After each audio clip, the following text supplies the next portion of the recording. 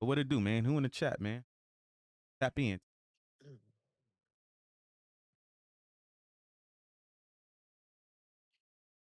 I would love to hear the response. Yo, somebody subscribes, Wack get mad. How do you spell that? Kareem? Crazy way to yo, Kareem, appreciate the sub, bro. But we're gonna see if Wack gonna be able to respond. I said yesterday. He ain't gonna be able to. You can't refute every time somebody. You know what I'm saying? So yo, Bryce, what's up, man? So appreciate it. Unchained, man. What it do? Appreciate it. Yeah, we just chilling right now, man. I had jumped up in Clubhouse. I sent that to you, nigga. Every time somebody subscribes. I've been sent That's that a crazy name. What is it? Lou from the Lou.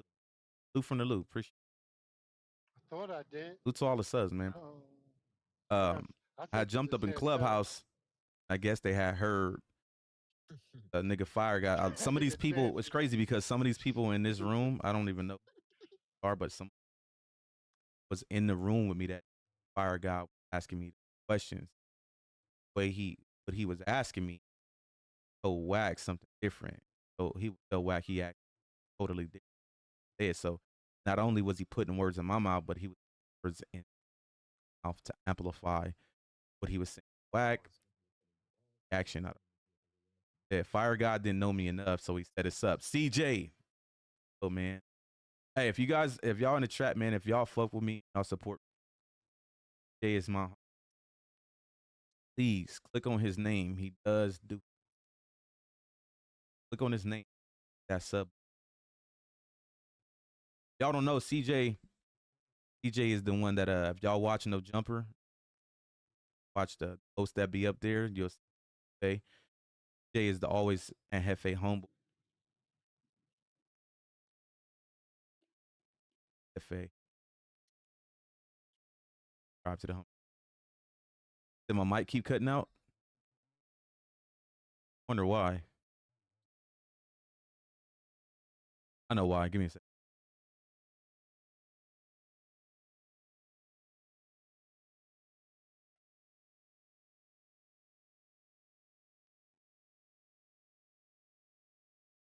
Yo. Yo.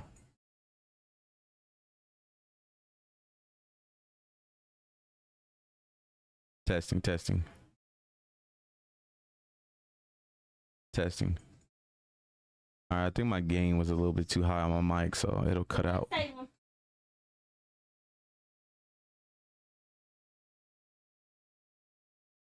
Testing, testing. Better. You know, I'll keep it at 8 then. My kids be coming over here messing with my shit. That's why, man. And I'll come back and my shit be all over the place. Hold on, my wife calling. Hello? Hello? Huh? Yeah. Yeah, I'm live right now. Yeah, you can do your thing if you want to tap in the chat. All right, love you. All right. Go on.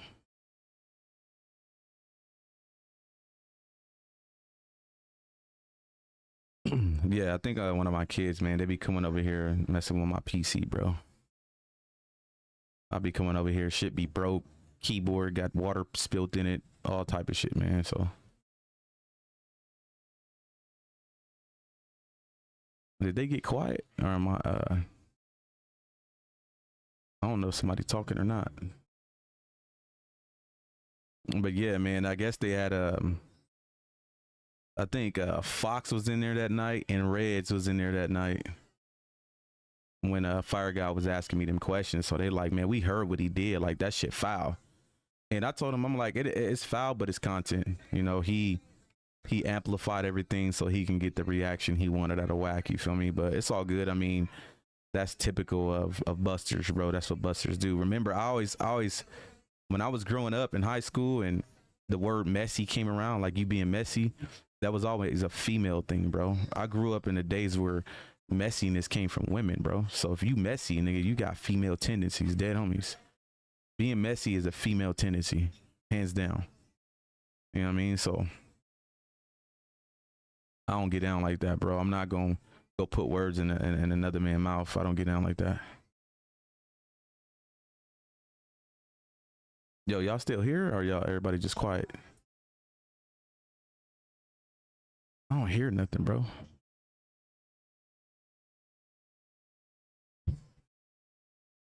Let me make sure my shit working. No, I'm talking about in Clubhouse, Unchained. Everybody got quiet, so I don't know if my shit tripping or they just got quiet in here.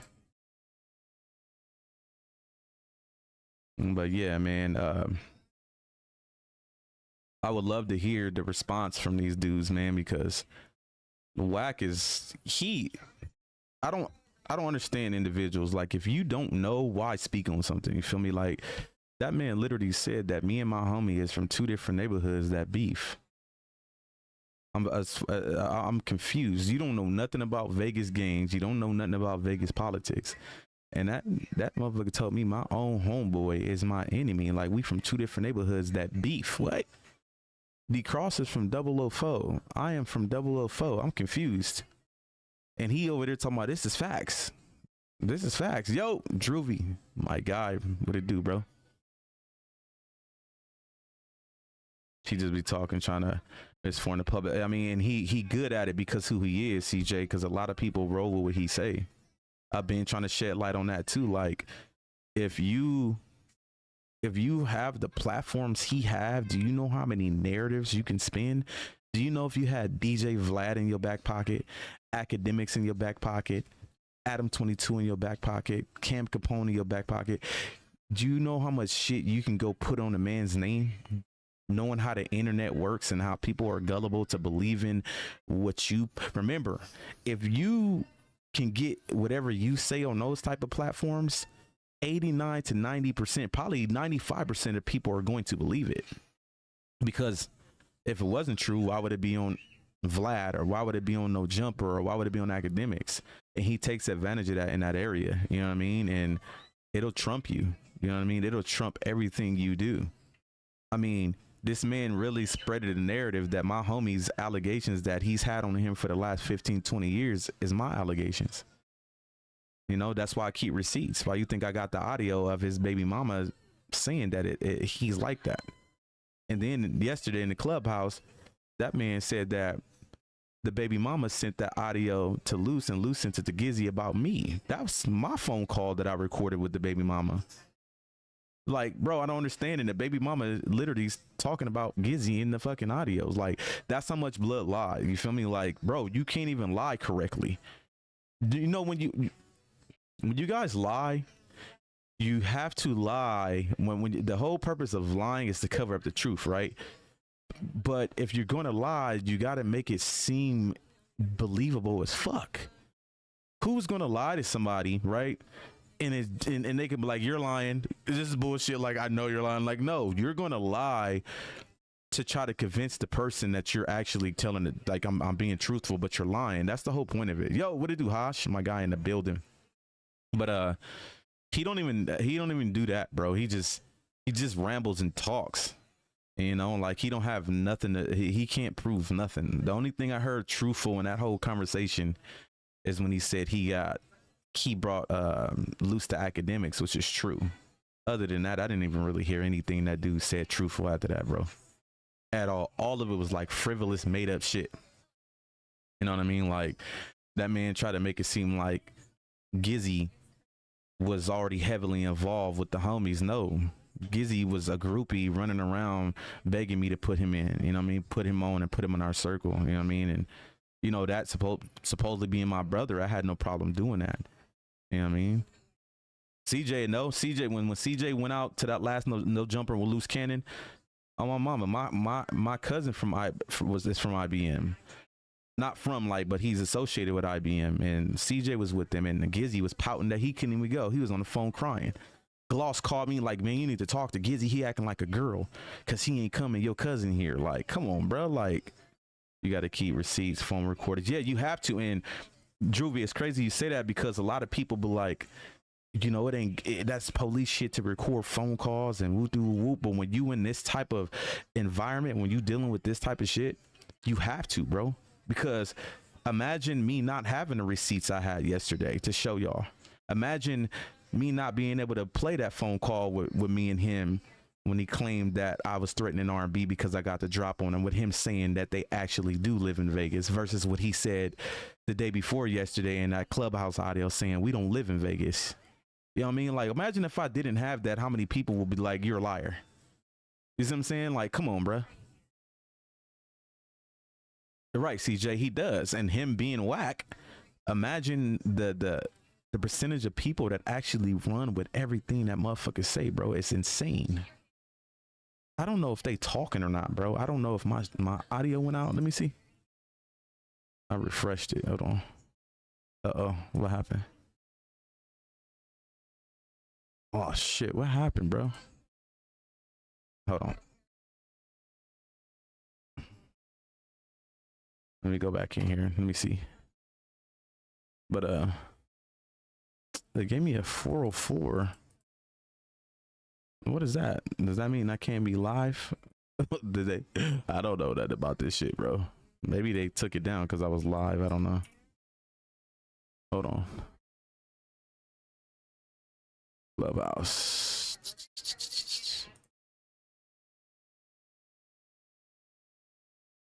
Nothing selected. Hold on. Where was I at? What room was I in? I wasn't in here. I wasn't in here. Wasn't in here. Wasn't in here. Oh, maybe they You can have next year, then you got. I don't know if he's never. I mean, I'm not gonna. Maybe they took the room down, bro. I don't see the room no more. Oh well. He says, have you liked, shared, and subscribed? Oh, that's the, I'm reading the motherfucking bot message. I can hear you. What audio are you talking about went out? I'm talking about the Clubhouse, the room I was in. They everybody got quiet, so I don't know if it was on the Clubhouse end or nobody was just talking. Because you know, in Clubhouse, it'll get so motherfucking quiet in these rooms. People will stop talking, and you won't know if you know if your shit tripping or not. But I don't see the room up that I was just in. I don't see it no more. Let me refresh. Let me see something. Smut free. I was not in there. Content. I wasn't in there. I don't know. I don't know where the room went when I was just in there, but anyway. But you know, this is something that you got to be able to beat Wack at his own game. And mind you, Luce was not into recording phone calls or nothing like that either until he started dealing with Wack. Like, that was something that Wack introduced to us. You know what I mean? Like, cause you know, being a street nigga, you're like, what? We don't record phone calls. You know what I mean? Like, this is not what we do. But Wack, he would tell him, like, you know, you got to do this in this space. And you do. I'm just being honest, because the way this shit work, you can throw a motherfucker all the way under the bus, and then you'll have 100,000 people saying, hey, this about you, this, that, because somebody like Wack said it. You see what I'm saying? And then you have no way to defend yourself. You know, you have no way to defend yourself. Like, I had, when Wack went and spent that narrative on me, to where he put Gizzy's allegations on me, I had 1,000 people calling me what do you say, IBM Skittles. He had Adam 22 up on No Jumper calling me IBM Skittles, bro. It took a recorded phone call for that to be diminished. And as you can see, he's still trying to push that narrative because he know he can't beat me. You know, he know that's Gizzy. He know those allegations is Gizzy because Luce is the one that told Wack about those allegations about Gizzy. You know what I mean? And that's the cold part about it. Cannon, the one that told him. Gizzy just fell for the bait when he was trying to flip Gizzy against me because I was whooping his ass on the internet, and he lied to Gizzy like, Hoodlum the one that told me. I ain't never told a man a day in my life about none of that. I kept that shit a secret, bro. And that's only because Gizzy was like my brother, bro. Like, when I tell you my homies was super politicking on me behind that shit, when that shit came out years ago about Gizzy, do you know how many times I run into my homies, my nigga, and they get to tripping on me, bro? Like, why you fuck with that nigga? Whoop whoop whoop whoop whoop whoop. The whoop whoop came to the set and showed proof, screenshots, messages, and this back when Facebook day, not Facebook day, MySpace days type shit, bro. Right. And then, you know, he just, you know, CJ, I don't get in Clubhouse and do the yelling shit. You know, I got off work the other day, and the room that I be chilling in there, I forgot what the name of the room. It's Rich Room. The one that got the Making of a Man channel on YouTube. It's his room. Phoenix being there, a couple other people. Then some of the people y'all just seen was in there. That was the room that Fire Guy was in the other day. But he was in there waiting on me. He was just in there just talking, yelling, screaming. Bro, I'm not finna do all that. That's Wack taught y'all to do that. Wack loves to hear them just scream at each other. If I was to find a 100 side room right now and just click in there, y'all gonna just hear them screaming at the top of their lungs, bro. That's all you're gonna do is hear them screaming. And it's like, bro, I'm not finna do no screaming and yelling this whole motherfucking time. I'm not gonna do that. And he just rambling about shit. You trying to F Sharice, what kind of homeboy is you? And not knowing that Sharice and my wife is like really close. That we kind of fell out with her because, you know, she distanced herself after all of this situation. But my wife and Sharice was like best friends at one point, bro. You know, like just rambling about nonsense. I don't care. It's the internet. You gonna sit over there, you're gonna call me a bunch of B words, you gonna call me a bunch of busters, you're gonna do all of that. It's the internet.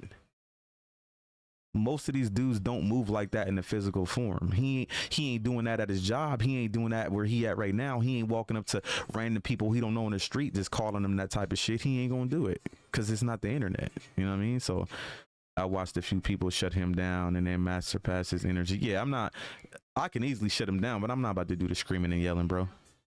I'm not the type to sit there and scream and yell the whole time. If I'm going to do all the screaming and yelling, I'm going to do it on my video or my live and leave it at that. But to be going back and forth in a screaming match with another dude, bro, that's female shit. Females is the ones that scream and yell at each other and go back and forth. That's female stuff, bro.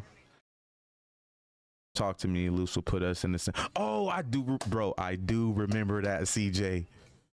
Dead homies. I remember that, bro. That was over a year ago. I remember that vividly now. I remember it vividly. We were actually in Clubhouse. We were all in that room. Luce was in there. You was in there. And you kept saying like Luce could put us in the same room and we can handle business.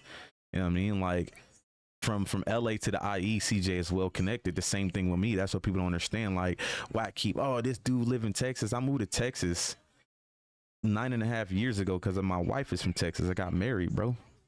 Nobody ever ran me. I would love to. Matter of fact, since he said Gizzy said, remember, he said Gizzy said I got rent out of my set. I was just in my set a little less than a year ago when I was out there. I would love for him to get, remember I said Wack can't drop receipts. Hey Wack, go ask Gizzy the name of the homie that ran me out of the set, and then we can have him come up here. Well, I can put him on the phone. We can go live and see if this is true. 100% they can't do that, bro. They can't do it. 100%. They can't. Nothing he said yesterday he can prove, but he brought loose cannon to academics, bro. That's the only thing he could prove, bro. You know what I mean? But he'll sit back and say, well, I ain't got to prove none of this. I'm Wack 100. You see how that works? I ain't got to do none of this. It's kind of the effect of a rich dude wearing jewelry, right? If Drake walked out of the house right now with a big ass moissanite chain, is you gonna question it? Is you gonna think that it's fake? No, because there ain't no way that chain can be fake. That's Drake. Who was doing that for years? The football player, Ocho Cinco. Ocho Cinco said he was wearing cubic zirconium for years and nobody ever knew because it was Ocho Cinco. Why would we want to, why would we think it's fake? That's the effect that Wack has. Like, man, I ain't got to prove no receipt, but he does. And that's where he fucks up at because he don't have to.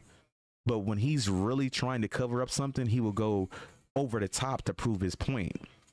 And that's why I get back to the no jumper shit with Adam. It's like, okay, well, why all of a sudden you didn't do that when he questioned you about that video, bro, that got put on Twitter? Usually he up there calling people, hey, remember, man, tell Adam, look at the screenshot. Look, he'll slide his phone across the table, let Adam look at to prove his point. He did not do none of that when he was questioning about that video, bro. He sat right there and deflected the whole time and called a real video AI. Remember, that video was sent to me over a year ago, bro. Yo, Miss Inglewood, appreciate you for tapping in. Thank you. But that video was sent to me over a year ago. I even had put a partial of that. I put the whole video up, but I had to block out the nude because on Instagram, they'll take your account. that shit was overlooked. I mean, it wasn't overlooked because there was people in the comments, but nobody, it didn't get to this effect because you couldn't see the nudity. You see what I'm saying? So it was kind of overlooked. I'm trying to figure out who the fuck makes an AI video over a year ago and holds on to that type of shit, and then decides to put it out a year later. Like, who the fuck goes to that extent, bro? Like, you know it's you in the video. Why you just ain't say, look, this was a female. She didn't get what she wanted out of me. I went and started dealing with R&B. She was bitter. She exposed me. That would have been the best answer, you know? Hey, hey, Drewby, I swear to God, bro, you took the words out of my mouth, bro. That's going to be every time somebody in this chat come and ask me some shit that I don't want to answer. I'm like, you know, I seen Obama in a lowrider, right? Hey, hoodlum, hey, you know, I seen Obama in a lowrider, right? I'm literally about to make my bot say that, bro, like every 10 minutes in my chat. Hey, you know, I seen Obama in a lowrider yesterday, right? It was caught his hand in the cookie jar, right? And then gonna say it's AI, knowing when it ain't motherfucking AI, bro. Like, that's what made it even worse, is because we as human beings know AI from non-AI, and you really said that, bro. That there's no way I would have went to that. I would have never said no shit like that. I would have been like, yeah, a female exposed me. This is somebody running a play on me. You know what I mean? He didn't even do that. He lied, meaning it's true. Whenever you lie, what did I just say 10 minutes ago? It's because you're trying to cover up the truth. I'm just saying. You know what I mean? Shit is wild, bro. But that's Wack, bro. Wack gonna lie through his teeth. Wack gonna boast and brag. Wack gonna act like he know everything, like he the hardest individual in the world. All of that, bro. He gonna do all of that, and that's just how he get down. But like I said, in a physical form, he different. Over the phone, he different when he dealing with real dudes. Like I said, when that Pixie event happened and he sabotaged that money, bro, remember, if y'all recall, I'll bring it up again, the Pixie event when they ran into Big Homie CC, that was a play through Cannon. Cannon, if y'all don't remember, Cannon put Brick Baby on that same play 2 weeks later. Y'all don't remember when they had the little thing like, oh, Brick Baby got beat up by Loose Cannon and his homies in Vegas. Nah, that didn't happen. That was all for content. But Brick Baby was out there due to Cannon putting him on that Pixie event play too, because just for them to be there, they got paid $7,000, $7,000 a piece just to be there. That was through Cannon, bro. That was Cannon play. And it was under a contract. When they signed a contract, they got paid out a week later. 2 days passed by since the day Wack and Loose went, and Loose was calling the dude that had the contract with them, threatening him for the money. That's how broke he was. He go around and act like he got money, but he was threatening the dude to pay him the money now. Like, the contract said 7 days. It's only been 2, and you calling this man threatening him. And when I say that type of stuff was happening consistently, so much bad shit was going on behind the scenes. Y'all did not see what was actually happening before it went public with their beef. It was already so much boiling. It was literally boiling up and boiling up and boiling up. CJ, you know, bro, we had IBM meetings about we knew it was gonna happen, bro. You said, didn't Cash fuck off the Pixie deal? Yeah.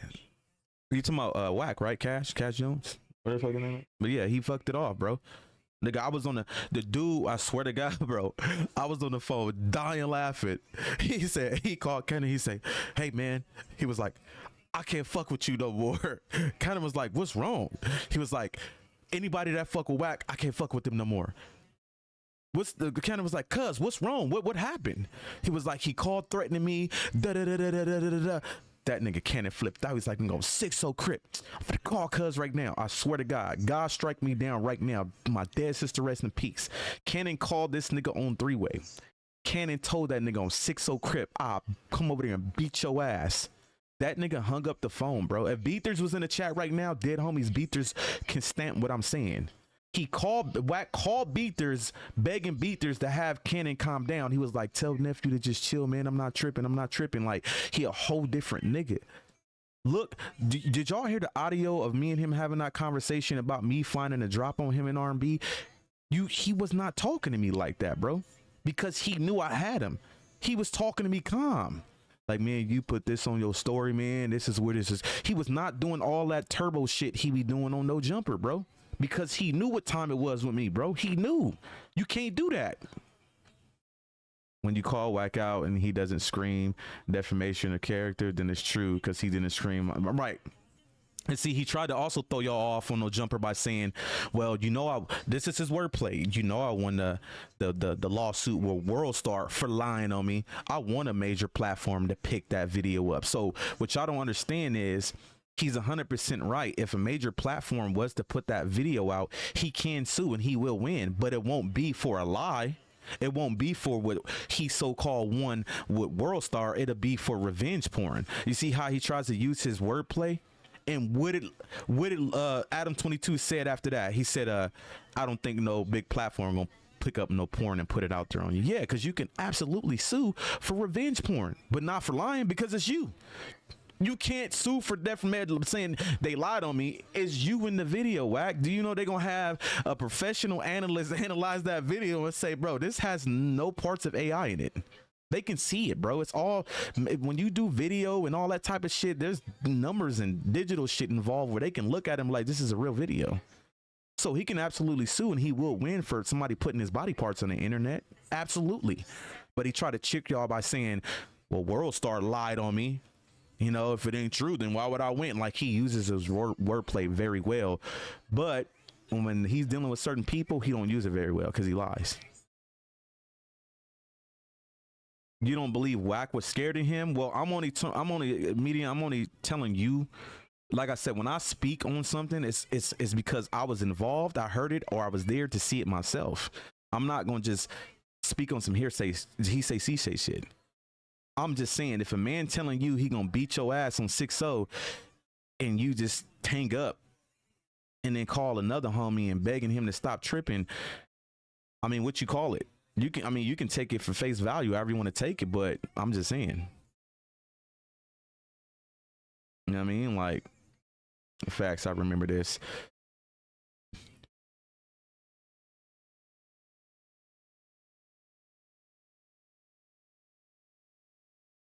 I do. Oh, okay, my bad. You know what? No, my fault. I may be ready. I don't need glasses. I'm just far away from my monitors. I'm actually leaned back in my chair. Look, don't look. I said I need glasses. I don't need glasses. I'm good. My bad. Let me reread that just to be sure. But I do believe. Okay, got you. My fault. The media like, bro, you make fucked up, nigga. Read. It says Wacky ass definitely afraid to lose. I'm telling you, it was in the physical form. It was totally different, bro. There was never no, yo, Given, what it do, man? Appreciate you for tapping in. It was different. You know what I mean? Like, and it don't even have to just be with Loose. Just go look at every situation with Wack 100 when you seen him tripping out on somebody like he did at No Jumper. Name the names in the chat right now, and y'all tell me which one of them niggas was affiliated with a gang that he actually did like that. Flacco, remember he ran up on Flacco like that? Oh boy, he just recently did the Mexican dude. Who else he do like that? He only do civilians like that, bro. He don't never run up on affiliated dudes, bro, like that's really, you know, with the business. He don't do that shit to them. You know what I mean? He don't. We have yet to see it. You do all the tough guy shit with nobodies, bro.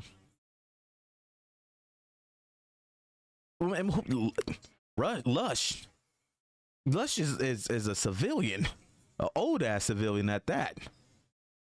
Lush is nobody. Lush is not affiliated. Lush is just Lush. I'm talking about a real active gang member. Like, when the last time y'all seen him do that type of shit to one of them? You know what I mean? Right. He only play with civilians. He don't do that shit to real street dudes, bro. That's not him. He's all internet. So yeah, of course. Like, how many, keep it real, how many times he could have actually, what's the Mexican dude he just did that shit to on No Jumper? He could have got to him, bro. He tried to act like Adam and them stopped him from getting to that dude. I could have got to that dude over Adam, bro. Moose, yeah. Like, come on, man. Like, you knew you could have got to that, man. Then you gonna go over there and throw a water bottle. Like, come on, bro. Like, There's all wolf tickets, bro. Come outside then, man. Come outside. What you need to go outside for? Handle business right there. What you got to go outside for? Handle your business right there. You disrespecting this man away. Handle business right there. He didn't do it. And I believe if Moose would have went outside, there's nothing still would have happened. Nothing would have happened, bro. If anything was gonna happen, it would have happened.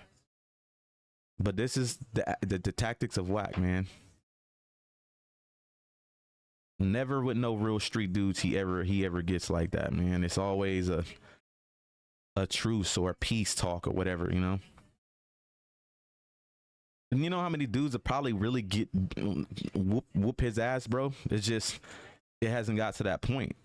You know, he knows who to pick and choose, you know what I mean? He know that Moose wasn't gonna move like that, you know what I mean? So that's why when you know somebody don't get down like that, bro, you can take advantage of doing shit like that. You know, it couldn't have been me. Like, I'm sorry, anybody that I know, it would have went down. That whole motherfucking podcast would have looked like a tornado hit it, bro. Cause there ain't no way that shit would have happened with no real dudes, bro. He always look. Y'all don't remember? Y'all remember when he did the exposure show? Remember he came back from Haters World, and then he had Blue Devil come over there, and he did what he did to Blue Devil. Now, mind you, let's take that back. Hold on, I take it back. Let's rewind. Hold on. Remember, he actually did do the tough guy gangster shit to one person that's affiliated. He did it to Blue Devil from Haters World, but he did it over the motherfucking exposure show. Remember, he was in the man's face the day before. He didn't do nothing to him the day. He didn't say none of that shit the day before when he was sitting 3 feet away from him. He waited till he left the building, got all the way back to Vegas, went live the next day, had Blue Devil come on there to talk to him like that. And then remember when he was shouting, he was running out of breath, bro. It looked like he had to, blood left the camera. He had to shut his camera off and walk off because he was about to pass out, bro. Because he was doing so much screaming and yelling. Literally about to give himself a heart attack, screaming and yelling at a man that you could have got at literally less than 24 hours ago when you was 3 feet away from him. Like, come on, bruh. But so if you want to keep it technical, that's the only person I know he's actually screamed and yelled at that's affiliated, but he did it over the internet, which typically that's what he does with anybody that's affiliated. It's always over the internet, but it's never in a physical form. You know what I'm saying? Right. He threw a plastic bottle at that man. Like, come on, man. A plastic bottle? Let's get real. But that's whack, bro. And I'm just amazed at how many people like Fire God be over there like rolling with that shit. Like, they know it's when you know that what you're doing is completely false and you're willing to okay this and roll with this, that just shows you the type of people that are over there that's just like him. Wack tried to say in that video, like, what type of, talking about my wife, what type of bitch, you know, sit up and condoning her man, you know, dealing with a nigga like this and he ain't ever met. Y'all, man, once again, I'm not the type of nigga that gotta, when Wack spent that narrative, he was smart about doing it because people try to discredit me because of that. He's the one that had Gizzy go on live with Gigi and say that. But what people don't understand, Gizzy also said in that live that Gizzy and me never met. Like, did y'all not catch that? Like, nigga, I got pictures with Gizzy since we was kids, bro. So it's like, you hear the man lie, so now he holds no credibility, but y'all run with because y'all hate Cannon so bad. Y'all heard what Cannon say? Was any of y'all in here yesterday when Cannon called in when I was live? What Cannon tell y'all, bro? And then it's the same thing I told that nigga, and he go back and tell Wack something totally different. He said he knew Cannon for 14, 15 years. He only about 30. That means you knew Cannon since you was 15, bro. I am not 30 years old, nigga. I'm 39 years old, bro. I'll be 40 this year. Hey, you know what, CJ? It's crazy you speak on that because I always speak on that phone call. Now, hold on.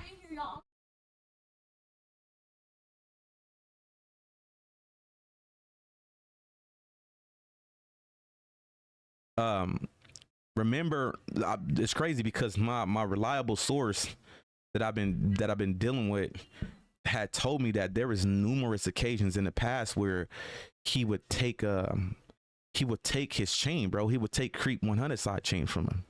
And then when they make up, he'll give it back. That last time they fell out, I don't know if y'all remember, man. I don't know if anybody remember in this chat. About a year ago, him and Wack fell out. Wack got on the internet talking about Creep, like disowning Creep. That was behind that phone call that Creep was on with me, Cannon, and some of my homies from the hood.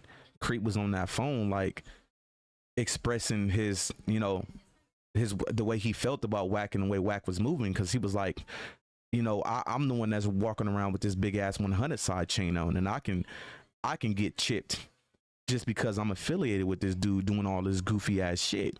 You know what I mean? He like, I'm just to the point where I'm gonna stop fucking with him. That phone call wound up getting leaked to Wack, and Wack was like, fuck this nigga again. I don't know if y'all remember that. It was about a year ago. If I can go find the content or not, I'll find it. And then next thing you know, I start seeing Creep slowly back on the scene. And then Wack came out of nowhere like, oh, I had Creep over there saying that. I had him do that shit to see if y'all was over there trying to snake me. He always trying to take credit for something. Like he just said yesterday, well, day before yesterday in that Clubhouse video, he don't even know that was us on a fake account writing him because they were trying to figure out how I was getting so much info. Well, if that was y'all writing me on a fake account, which 100%, what they don't understand, video chat is a motherfucker. Okay. What's the name of the account that was writing me then? If that was y'all count that y'all made up and y'all was acting like this and acting like that, which they told on themselves because they said we was sending a nigga fake addresses. No, that the person I was communicating with never sent me an address. I got to drop on Wack on it myself. I don't need nobody to give me addresses. So that's where he slipped up at. Okay, well, send the account. What's the name of the account then? That was communicating with me. That was video chatting with me and everything. What's the name of that account then? 100% he ain't gonna be able to show the receipts for that. He won't be able to, bro, because he's a liar. He always try to take credit for something that, when he caught up, when he know that what it really was, So what you gonna do, Creep like you did Cannon? Because Creep a snake. That's the excuse he tried to use towards Cannon. Once Cannon got locked up, can defend himself. Oh, I already knew the nigga was a snake, so he was trying to line me up, so I lined him up.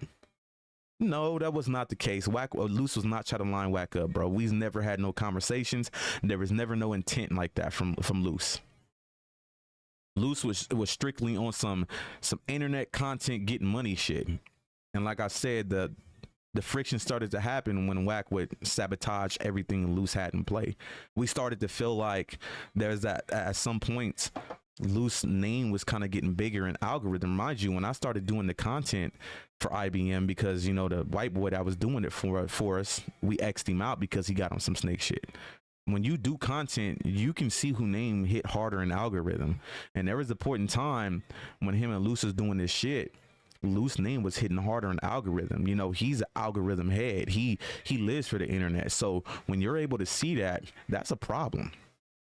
I'm king algorithm. This nigga can't come in and step on my toes. And we kind of, talked about that. Like, I think it might be that, why he's sabotaging when it's something that where you're on top. He does things to pull that down. So Wack definitely gave y'all up on the no jump. Bro, I keep telling people, bro, motherfuckers, he over there still trying to cover that up. And like I said, what Wack didn't know is I was on the phone call when Adam called Loose, bro. And Adam's the one that I don't, like I said, if I didn't hear this with my own ears over this phone call, I would never speak on it. But I heard it with my own ears. That man said that man came up there begging for his job, bro. Mind you, this is right after they had the little Adam got picked up for the no jumper shit. And then it came back some hours later like, oh, it was just for content. It was a play. He didn't get picked up. No, Adam really got picked up. And what happened was Adam needed to give them something, bro. So when Wack went up there begging for his job, Wack had to give up those names. And Wack, the first person Wack said to him was Gizzy. I'm on the phone like, if Adam said Gizzy, Adam didn't know Gizzy. That was the first time Gizzy has ever been in no jumper, was that no jumper brawl. So it's like, how did you know that man's name? There's only one person that could have told him that. Wack. You know? What is that? Al Misi? That's a crazy ass name, but appreciate the sub. Let's go. Adam definitely told him, right, anyone start getting more emotion than Wack 100, he gonna start smutting you out. Thank you. That's what he's known for doing, bro. He gonna shut you down, and he gonna go and push his narrative on every platform to shut you down. Wack knew the feds was coming for loose and started to distance himself. Right, see, I tell people when the no jumper shit happened, remember he was on Clubhouse the next day. You out of here? All right. Love you too. You know, he was boasting and bragging the next day. But when shit got serious, that's when it was remember, if y'all don't know, Wack and Adam is in cahoots. You know, they're never going to stop dealing with each other because when it comes to content, everything revolves around a number. Think about it. Views, subs, and money. No, over there. Don't come over here. View, subs, and money, right? It's all a number. Go look at No Jumper's numbers and y'all tell me where majority of the numbers come from on No Jumper. It comes from the Adam and Wack show, bro. So when he went up there and was begging for his job, that was when they had to sit down like, you know, we can keep this going. We can keep this going. Throw IBM under the bus. Wack already felt like, well, shit, I was in the video not doing nothing, even though he's the one that orchestrated it. Shit, we can get away with this and just throw Loose under the bus. Remember, Wack had banned supposedly Wack and Loose. That's why Wack went up there begging for his job. And then next thing you know, guess who we see back on No Jumper holding a watch, saying, look, here go the watch they took. He even blamed the watch on us, on IBM. Now, we all know who took that watch, right? How is Wack able to navigate closely to crime but not get caught up? Bro, that's the whole point of an informant. You know, I heard from what I heard was he's under a whole different name as an informant. So that's why it's hard to catch him up or find out if he is an informant. Right, I know. One person I do know he you know, is you, CJ. Dead homies. A lot of us. You know, so, but they finessed that, and if you notice, once Wack start getting allowed to go back up to No Jumper, not only Wack but Adam started throwing Loose under the bus. Like, yeah, F him, he can't come back up here. Like they both ran cahoots. I was like, ooh, this is a cold play, bro. They decided to say, hey, let's continue to get the bag together and throw all the IBM niggas under the bus, and that's exactly what they did. That's why I don't respect Adam. And then everybody, you know how many times I've told people this and then they'll come back to me like, well, Adam ended up letting Loose back up there. And I keep trying to shed light on that. The reason why I don't fuck with Adam, I don't want nothing to do with that motherfucker ever in my life, bro, is because, mind you, I keep saying it. The day Loose Cannon sat down with Brick Baby was the first time Loose was allowed back up there after the No Jumper brawl, right? That sit down was supposed to happen 2 weeks before that day. And that date supposedly changed, and I was told it changed because Wack 100 was supposedly threatening Big Baby, so Adam had to move the day to 2 weeks later. Mind you, what did I say? Cannon, you can't find Cannon under records with addresses or anything because everything was under Sharice's LLC, so you can't find out where Cannon lived unless you follow Cannon home. What does Adam do? He have Brick Baby and Cannon go sit down together. Now the feds is watching them, and they follow Cannon back to Vegas, bro. That's how they wind up getting them, bro. And y'all can say whatever y'all want. Y'all can say it's a reach. Y'all don't know what I know, bro. Niggas do not know what I know. Adam, all bad, bro. I do not fuck with Big Bird, bro. I don't want nothing to do with him, bro. At all. Yeah, Lucis, and it's crazy because CJ, I kept telling people, like, when you go, if y'all would have went and watched the if any of y'all ever watched the exposures when it was Wack, Loose, and 600, when they would be doing the exposure show and you was in the chat and you was reading the chat, that's all you would see is people in the chat speaking on Loose. They loved it. That sweetie shit, that sweetie pie shit, cupcake. They loved Loose, bro. Loose was the show. If y'all notice, when Loose and Wack bumped heads, the exposure show went where? Right in the fucking trash can. We ain't seen no good exposure show since Loose left that motherfucker. Dead homies, we ain't seen one. who took the watch and how to get back. Man, we know who took the watch, bro. I ain't gotta say no names. You know who took that watch. You know, so it literally went down the drain, bro. Loose was the show. And Wack started figuring that out. So Wack, like I said, anything that Loose would put on the table, and Loose looked like the man, Wack sabotaged it. And I'm telling you, man, before shit hit the fan, if y'all knew the type of meetings we was having about Wack, man, your mouth would drop. Because, and I'm gonna keep it real with you, I was getting low-key getting mad at the homie because he, at some of the meetings, he was like, man, I'm done. I'm not fucking with Wack no more. He keep fucking up shit. I'm good. We just gonna do our own thing. 2 days later, he'll call me and Wack will be on the phone. And we'll be on the phone together. And I'm thinking to myself, like, I thought we was done fucking with blood. I never question Cannon about anything he does but one thing. And you want to know what that was? I questioned Cannon one day. I said, why do you open yourself up to everybody, bro? You can't allow everybody in your space. Cannon was one of the most goodest niggas you would ever come across. He was open arms to everybody, bro. I watched this man literally go on when his name was booming like that. I watched him go to several different platforms on YouTube and go on there, no questions asked, no money involved, to help people get their channel up when he was the biggest thing smoking an algorithm. Dead homies. That's why I was so hot at the nigga Cash Rules, because that's who he was mainly trying to get his page active, was the nigga Cash Rules, for you to turn on the homie for no reason. Cannon ain't never said nothing to Cash, never nothing bad about him. All he did was support blood. And you got up on that platform with Wack and smutted the homie like that, bro. Foul, bro. Cannon was open arms to everybody, bro. He was literally trying to help everybody eat. Literally. Everybody who wanted to eat on this shit, bro. He got a good heart. Cannon was just, he knew how to work the internet. He knew, come on, man. All the sweetie pie, that's all internet shit. If y'all want to judge him off that, so be it. But it was working. But as far as outside the internet, if you knew him in the physical form, CJ know. CJ in the chat to tell you who Cannon is in the physical form, bro. That's a real dude, bro. All the lying and shit he do on the internet, we know Cannon to tell you he lie. He lies the internet. But outside of that, I promise you, anybody that fucked with Loose outside of that will choose Loose Cannon as a homeboy any day over Wack 100. Any motherfucking day, bro. Any day, bro. You know?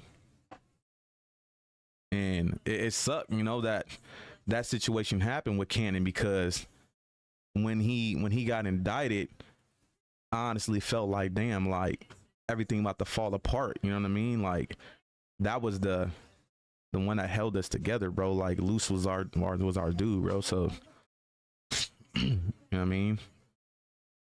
But the homie got a lot on his plate. You know, I'm hoping for the best outcome in this situation. You know what I mean?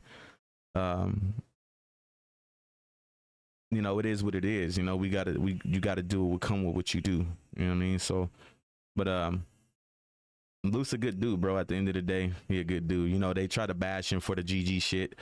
You know, how is he a good man if he was doing this and doing that? I don't know what world y'all come from, but it is a normal thing when a man don't get along with the woman he had a kid with. One of the first things niggas gonna run and say is, that ain't my baby. Dead homies, nigga. I was one of them niggas, bro. DNA test in my hand, you are 99.9% the father. I'm still, that ain't my baby. Like, that's typical nigga shit where we come from, bro. Like, that's normal, bro. And he got looked at like as a piece of shit because of that. Like, if he was just such a good dude, then how could he do this and not claim his daughter? That was just a normal thing we did, bro, as men. That ain't my baby. You know what I mean? What's the saying, like, when you get at a female that you trying to get at and you really digging her and she turn you down? Well, you ugly anyway, bitch. It's kind of that sense. You see what I'm saying? That's how it works. It's just part of life. But Luce wasn't that type of dude. You know what I mean? He really wasn't. It was just him and Gigi had their issues, bro. You know what I mean? So we said Wack was with them when they beat. And Wack the one that put all that in rotation, man. You know, Wack tried to come out and say, you know, phone records show Luce calling him 15 times to come up there, which y'all don't know. As Wack was filming the Adam and Wack show, Wack was the one texting Cannon like, where Jay Reed at? Call him. Tell him he need to be up here. So when Wack was texting him to tell him to call because he in the middle of doing the podcast with Adam, Luce is calling. Remember what Adam said when Adam said he was leaving the building It was two dudes on the camera in the back, Lord, and he seen him when he went out, and they asked, "Where Wack at? Look, we up here looking for Wack."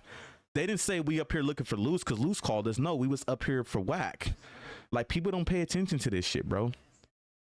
But Wack was texting Adam Luce like, "Hey, call Reed, where he at? He ain't here yet. Where he at?" That's why Luce kept calling him like, "Bro, Wack said, where y'all at? Where y'all at?" That's the reason why the phone calls was there, bro. Yeah, I mean, a lot of niggas fell back at that point because it's like you didn't want to be involved in that type of shit. I just didn't expect none of that shit like that to be on the internet, bro. Because when I woke up the next morning and seen it, I immediately called Luce, bro. I'm like, what? Why is that on the internet? And he like, who put it on the internet? I'm like, nigga, it's on. It just went up on 600 YouTube. He's like, what? I'm finna call cuz right now. Boom, he hang up. He called me back like 5-10 minutes later and said that 600 said he finna take it down. That video still stayed up 2 to 3 hours after he told me that. And then supposedly 600 said it got flagged is the reason why it got took down. And then they try to spin that narrative when they try to distance themselves. Luce the one that 600 the video and told him to post it. No, that's not true, bro. That video was sent to Wack through Beathers, bro. Beathers had the video. Beathers tried to airdrop it that night to Wack, and the airdrop wouldn't work.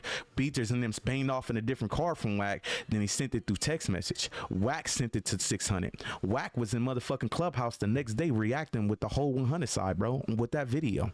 Because I was in there listening to this shit.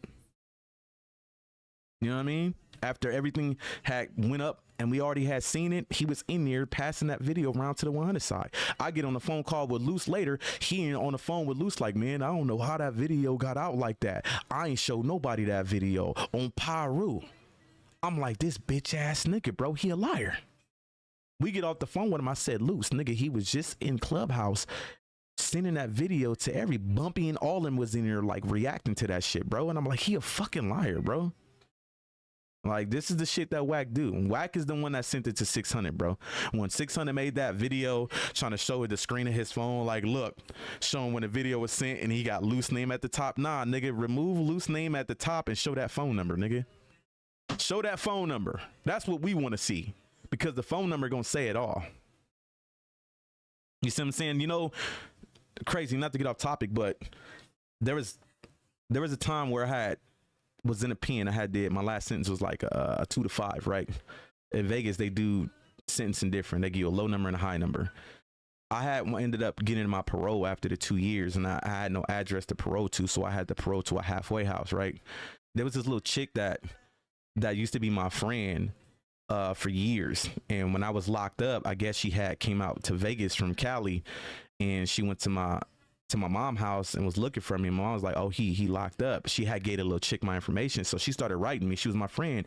She started like taking care of me while I was in there, because the little female I was with, she banged off on me after like 6 months. You see what I'm saying? So she started taking care of me, putting money on my books, sending me packages, everything.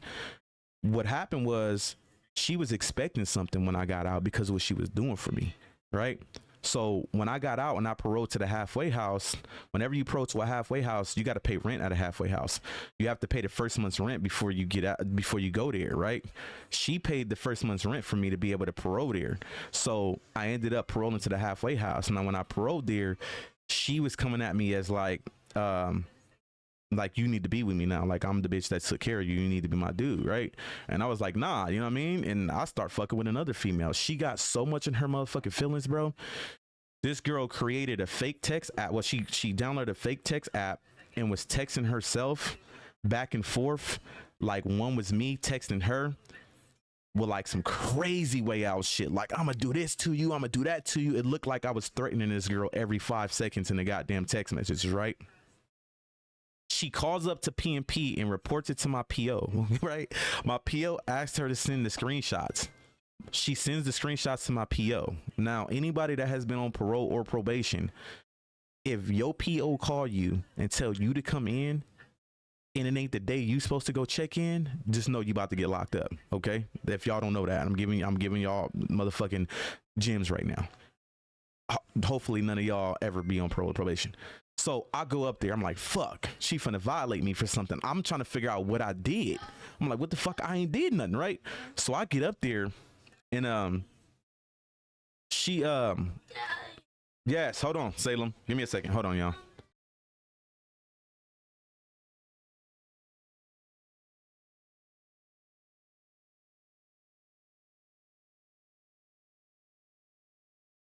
All right, but so I go up there, right? And P&P was like a 5-story building, so I go in the elevator. What? It says chat disconnected. What happened? All right, there it goes back up. Somebody write something in the chat. It said chat disconnected. Let me just make sure it's still working. I don't know if it went down or not.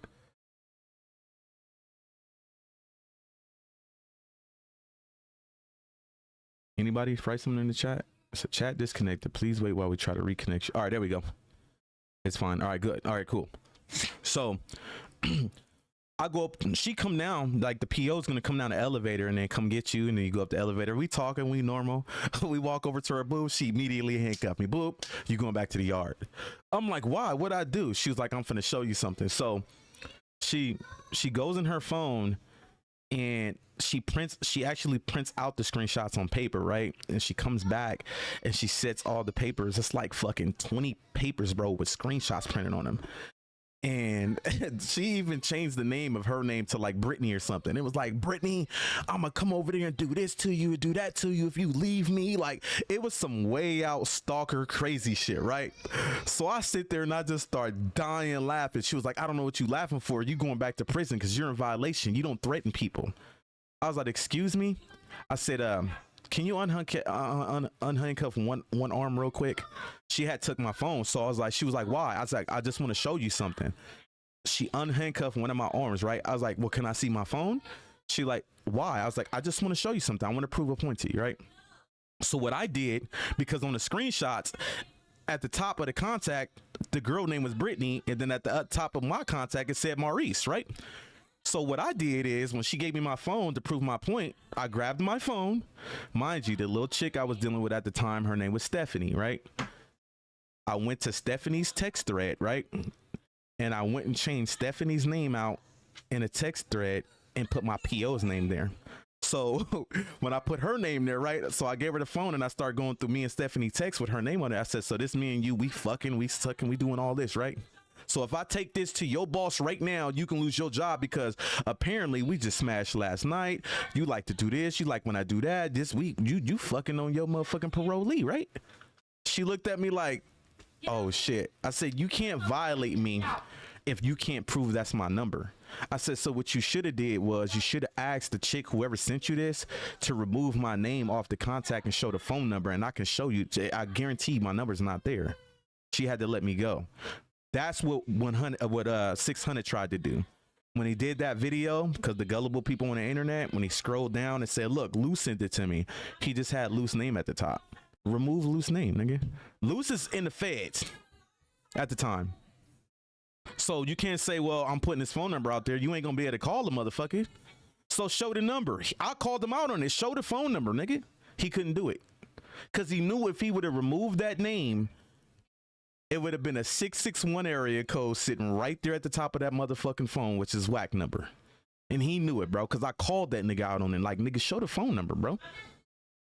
Remember, 600 actually made a video saying, taking credit for it, man. I was the first nigga to put out the no jumper. He took full credit for it. Then try to turn around and like you said, CJ, and try to like distance themselves and throw it all on IBM. Mind you, remember, they try to flip it on me and say you was the first one to put out the no jumper video. No, nigga, I screen recorded it from his shit when it first dropped. I put it out, but it was already out there. I had a conversation with Luce about that. I didn't even feel comfortable putting that video out, even after it was already viral every motherfucking where. Luce called me like, man, fuck it. You might as well just put it out, Hoodlum, because it's already out and you can get the numbers off of it for content. And if you go look at my video, I still was smart enough to block out all the nudity because it's on Instagram and just put niggas getting beat up.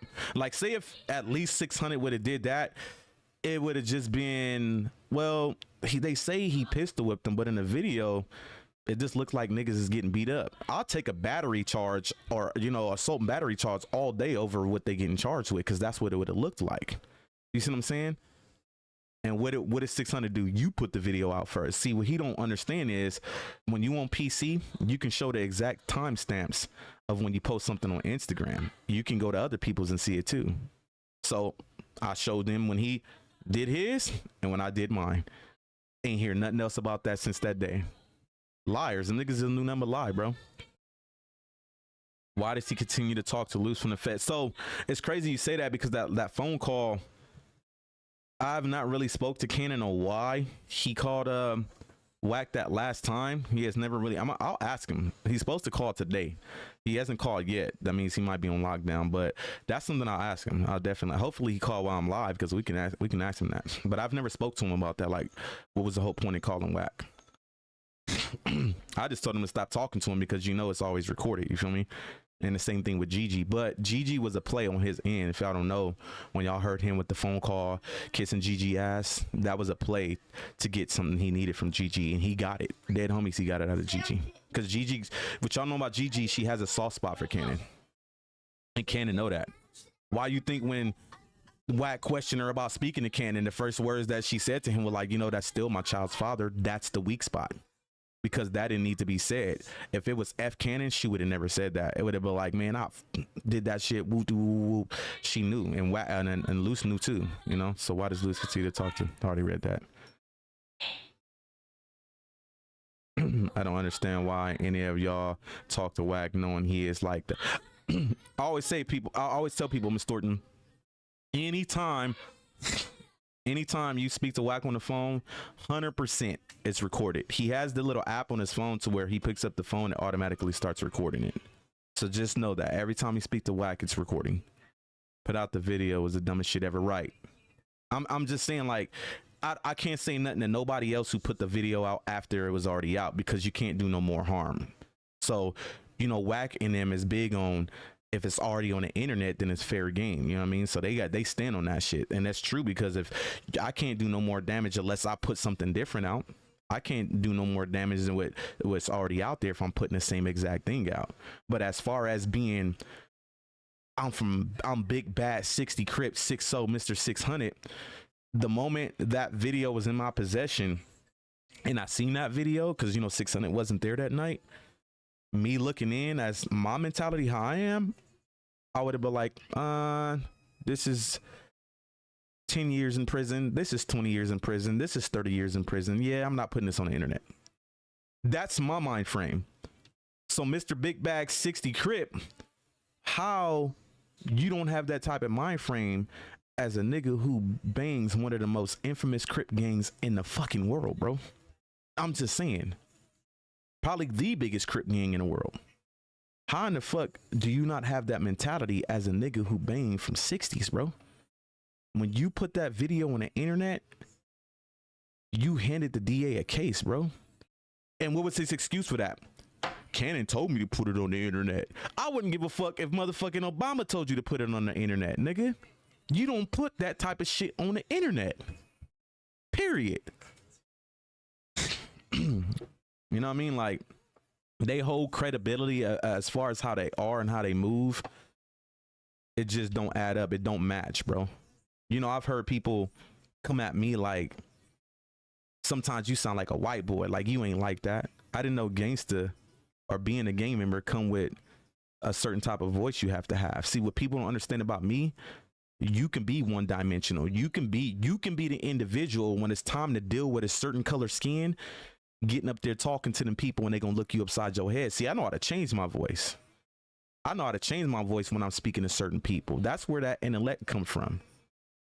That comes from me being two-dimensional. Me know how to deal with one side and me knowing how to deal with the other side. And that comes from because I'm very educated. Don't think because a nigga banged that I'm dumb. You got motherfuckers that's just dumbfounded to life and think, well, if you don't talk a certain way, you must can't. How me talking like properly stop me from slapping somebody or me doing something like, come on, bruh. People don't understand that. He had Snitch Hunted put it out so that he could, right. And I felt like he lined him up by doing that because remember, he sent the video to 600, not Luce. And what other people was like, well, Luce sent me the video. Luce sent y'all the video after it was sent to 600 through Wack. What I do know is Loose didn't send the video to 600. We still have not seen 600 post a video and showing Loose Cannon's number with that video being sent to him. After I've already called them out for it, they have not been able to do that. Wouldn't you think that if I'm trying to prove my point that Loose sent me this video, that would have been the first thing I did? Just like Wack, if Wack was to say something right now that he never texted me, I'm gonna go right up in that text thread and I'm gonna remove his name and show the number, and I'm gonna show y'all yourself so y'all can see that it's his number and he texted me that. So why didn't you do that, 600? Because he knew Wack sent him that video, bro. He 100% knew Wack sent him the video. Yeah, he tried to put everyone around him in a trick bag, including R&B. Man, listen, R&B, like I said, reminds me of like basketball wives and shit. You know, they just because they want to just have that attachment to the rich, famous, known person, and you get clout from it, I'ma just allow myself to just be ran all over. That's who R&B reminds me of. She literally puts up with anything just to keep the clout and what comes with dealing with Wack around her, bro. You know, she has access to celebrities, she has access to special events, shit like that, and she like, fuck it. This nigga cheat on me, but I still have access to all this shit. Loose and all of them got locked up. 600 kind of fell back. I mean, I always felt Miss Thornton that 600 and Loose didn't like each other because the way they would communicate on just the exposures. You can see the little friction between them two. That's why when everything, you know, went down with Cannon and Wack, the first nigga to come out and just start just talking big shit was 600, and that shit had nothing to do with 600. He exposed what we already knew. Like, we used to tell him, like, 600 don't like you. You know what Cannon used to say? Cannon used to do that laugh that he got. It'd be like, I know cuz don't like me. That's why I be saying the shit I be saying to piss him off. He knew. Cannon knew 600 didn't fuck with him, bro. You said it looked like R&B was filming though too. Nah, R&B wasn't there, bro. See, what y'all don't know, and I've been saying it, there's 3 or 4 different angles. It was more than one person recording. And guess who got those raw footages that I will never put out? Me. I got all 4 angles. The no jumper video y'all seen is the only one y'all seen, and there's 4 different videos. Dead homies, I got all 4 of them. Have you seen me put that shit on the internet? Fuck no, because it's the other angles I got is different angles from the one y'all seen. That would be incriminating. South Central, what it do, man? Appreciate the sub, man. Salute. But that's why y'all never gonna see him. But if you think I'm lying, I wish I'm able to do it without somebody trying to eat off of it, bro. But on my kids, bro, my dead sister, God strike me down, bro. I got 3 more angles other than that one in my phone right now. I got the raw footage, bro. So it was more than one person recording, just to let y'all know. But I'm not gonna put that out because, like I said, that's incriminating. That's something that that the police have not seen. You see what I'm saying? So at that point, I would literally be contradicting myself on what I just explained to you about what 600 did. Nah, Druvy, what y'all seen is the same thing, but it was clipped up, bro. That's all it was. It was clipped up. The feds don't come knocking on your door now, dude. Man, the feds ain't finna. It's not even federal, bro. And they don't need to come knocking on my door because they already got who they want, bro. I'm just letting y'all know that there was 4 different people recording, bro. From what I got, so the 4 different angles don't prove anything other than what they have. It's unseen. So why would I put that out? I just want to put out that people are trying to blame a female that was with IBM, but it was more than a female recording. So hold on, y'all. My daughter was crying. Are you talking about the beat down? A little tear cry. I saw the beat down. But yeah, that's just something I won't do, man. Like I said, I got other shit on Wack in my phone, bro. You know, and I still have not put it out. You know, I got the pictures of R&B kitty cat in my phone. Have I put that out? No. I'm thinking about having the transmission put that out too. I'm gonna ask her if she want to put that out. You know, so and that man, listen, that thing right there looked like a ugh. Druvy, ugh. Like, bro, I'm not lying, bro. Like, it is bad down there, bro. It ain't, and I'm not lying. Y'all will see when if the transmission agree to put that out, I'ma send it to him or her, he, her, whatever. It exactly what I'm telling you right now. You can be like, boy, that motherfucker was 100% dead on about that shit, bro. I'm not lying. That is nothing pretty, bro. I see why Wack do what he do, bro. I don't. My thing is this, right? What is Army giving you that you're keeping her around because you constantly cheat on her? Remember, he was the one that told me and Luce on the phone that some days her coochie stink, that he'll just beat off to her instead of, you know, smashing. This man said this to us on a phone call, bro. So it's like, what are you with her for? What's there? I can understand her situation. Like I said, the fame, the notoriety, the publicity, the content, the numbers, that's something to be around for, right? But why are you keeping her around? That's a real good question, because all you do is cheat on her with both sides, with the transmission side and the regular side. So yeah, her feet look like raptor claws, bro. Literally, her feet look like raptor claws.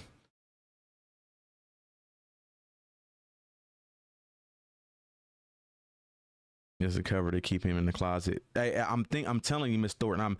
If anybody know the truth, it's Kim and R&B, and I feel like them exposing that is gonna tarnish their image too.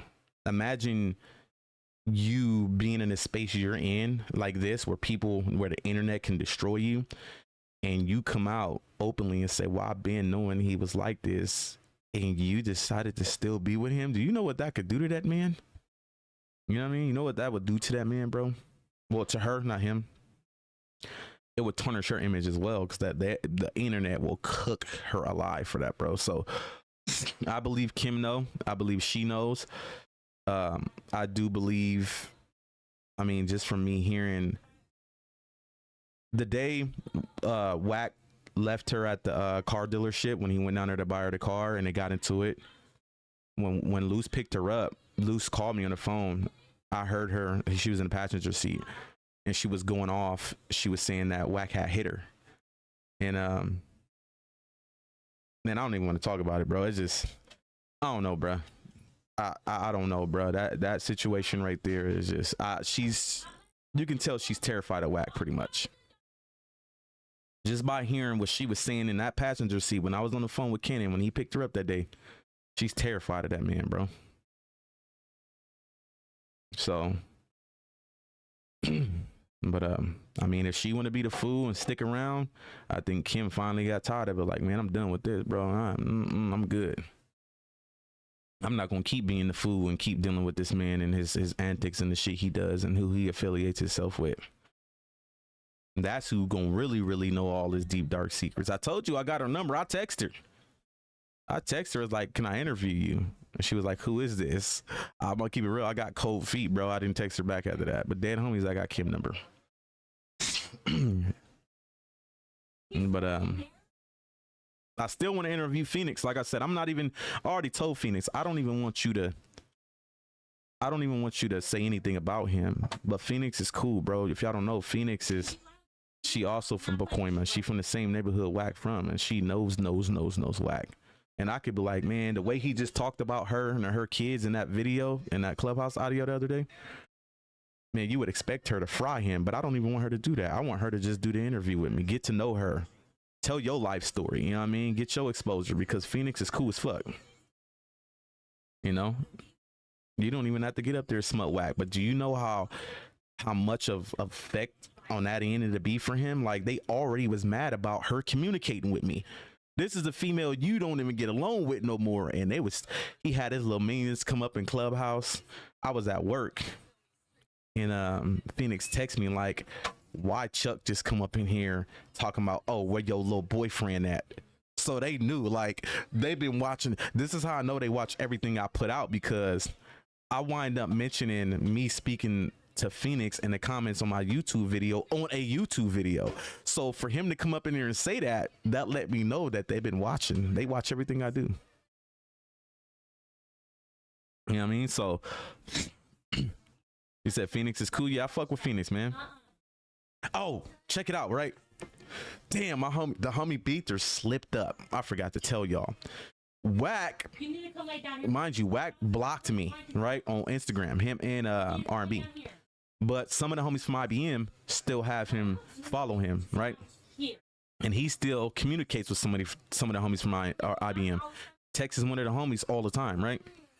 He slipped up and he actually caught his slip up. And I'm mad that the homie didn't screenshot it. The homie said that he had posted a screenshot on his story about something with Spody Face, going at it with Spody Face. I don't know what it was he said, but his location was showing on the screenshot. On the story, and he said the location was in Utah, and he said he didn't think to screenshot the shit. He said he just started laughing like Hoodlum was right, the nigga live in Utah. Beather said when he went back, like, fucking, I'm finna screenshot it sent to Hoodlum. He said that nigga deleted it. He slipped up, and he better hope nobody else caught it. Somebody like Rich Trapper, you know what I mean? Like, I told y'all, that's where he live now. Remember, in that Clubhouse audio, that nigga was literally saying, we don't live in Vegas. We R&B, but we've been living in Cali for the last 2 years. Woo, just lying through his teeth. So tell me if this makes sense.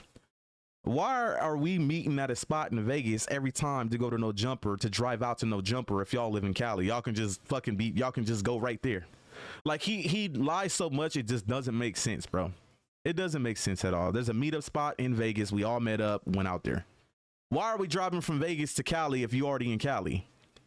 But like I said, what Fire God didn't understand was I keep receipts. He didn't know I had his homie recording on a recording saying they live in Vegas. You know what I'm saying? Like, shit is crazy, bro. He on there R&B, man. She ain't had a Vegas license in 2 years, bro. She filed a whole police report on me in Las Vegas, nigga. Why would she file her police report on me in Las Vegas? Like, I just don't understand it, bro. And that's the problem, Drew. Wack think he can outsmart everybody. He met his match when he met me. When when I tell you this nigga was begging, bro. He was begging Sharice, bro, to tell Luce to tell me to stop. He was going off, bro, like, that's his man. He got it, bro. You could tell he was screaming in his text messages, bro. Hold on, I'm gonna just show y'all. Right, hold on. Let me find one when he was just going off, like, he was so mad, bro. Like, tell that nigga to stop. He going too far. Like, tripping, bro. And like I said, whenever you result into trying to get somebody locked up, you're defeated, bro. That's my last tactic, man. Let's just send him to jail. And that's what he tried to do. He tried to get me locked up, bro. Oh, let me find it. No, that's baby mama text. Hold on. Let me find it. Hold on.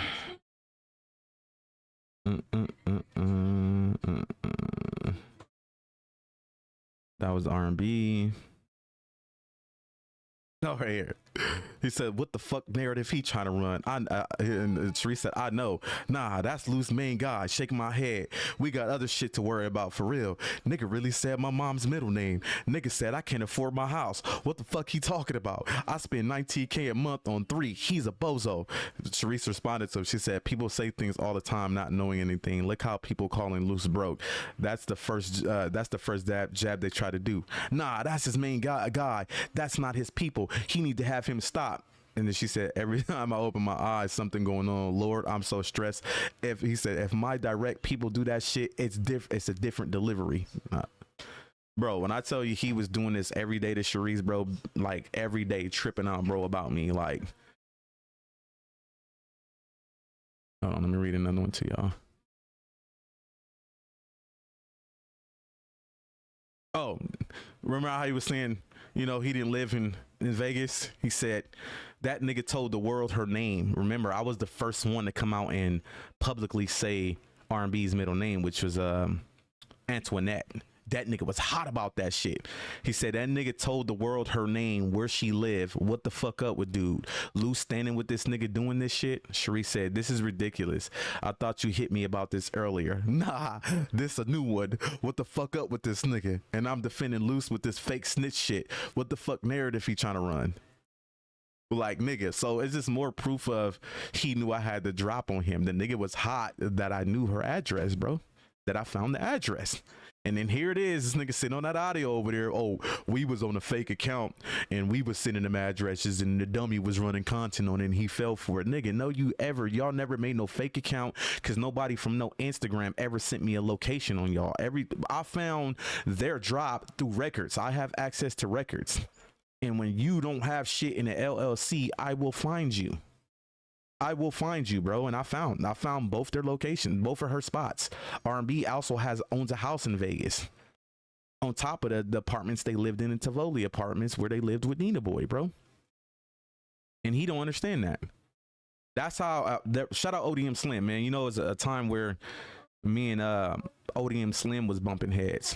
You know, because this shit was loose in him, and when we was going at it, he was talking big shit one day on his live, and he slipped up because he was, showing his brand. What is it? Out the mud, and he had wind up showing his LLC on his screen.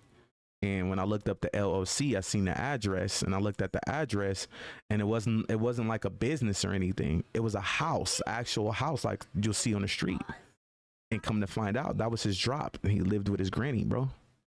And I didn't know. I honestly didn't know. I was busy trying to clown like this nigga just said this is his business, but look at this raggedy ass house that his business is under.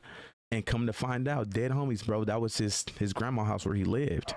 And when I tell you, so many of his homies from his neighborhood started DMing Luce, like tripping about that shit, bro. And Luce hit me like, Hoodlum, nah, let's not do that. And I was like, nah, F that. Like, me and him was going at it so bad. You want to know who squashed the beef between me and ODM Slim? His sister, bro. When I tell you, nigga, ODM Slim's sister bang harder than most niggas, bro. She got on my line, bro. Damn, homies. She got on my line, nigga, not playing, nigga. I was like, you know what? I'll stop, bro. I'm gonna leave that alone. She was like, nigga, that's my motherfucking granny house, cuz. Woo, she was going in, nigga. I was like, you know what? Let me stop. I'll delete that post. I'll delete it. Dead homies, I deleted it. You know what I mean? Like, his sister. And now, to this day, me and ODM Slim cool, and her sister cool. That's my dog. I fuck with his sister tough. But, that's what I tell people, man. Like, I will find you. And he knew. And when I said that nigga address to him, and her information, that nigga was spooked, bro. He was spooked. Why you think he called Cannon lying? And then he made the audio, man, you said this and you said that, and that's R&B house. I don't have a house in California. Like, Luce got houses, in Vegas. Like, Luce got houses in California. I do too, but we live, come on, man. Just lying through his teeth. Didn't even know. Do you not remember I dropped that audio a year ago, Wack, with you admitting you live in Vegas, for you to come back? Oh, you think niggas forgot. You think I'm dumb. You think I don't keep my receipts. Not only on my YouTube, but the receipts is in my phone, Wack, for you to say, we ain't never lived in Vegas. What the fuck, nigga? You're a liar, bro. Luce has been in your house, in your apartment, in the Tivoli's in Vegas, bro. He's lived there. And Luce was saving them because I kept asking Luce to give me the address to where he at. Luce wouldn't give it to me. Luce is the only one that's been there. Luce is the only one he allowed over at that apartment. The only one. Luce was still saving Wack. Like, nah, I'm not giving it to you, Hillum. Okay, no problem. I'm gonna get it. And sure enough, I got it.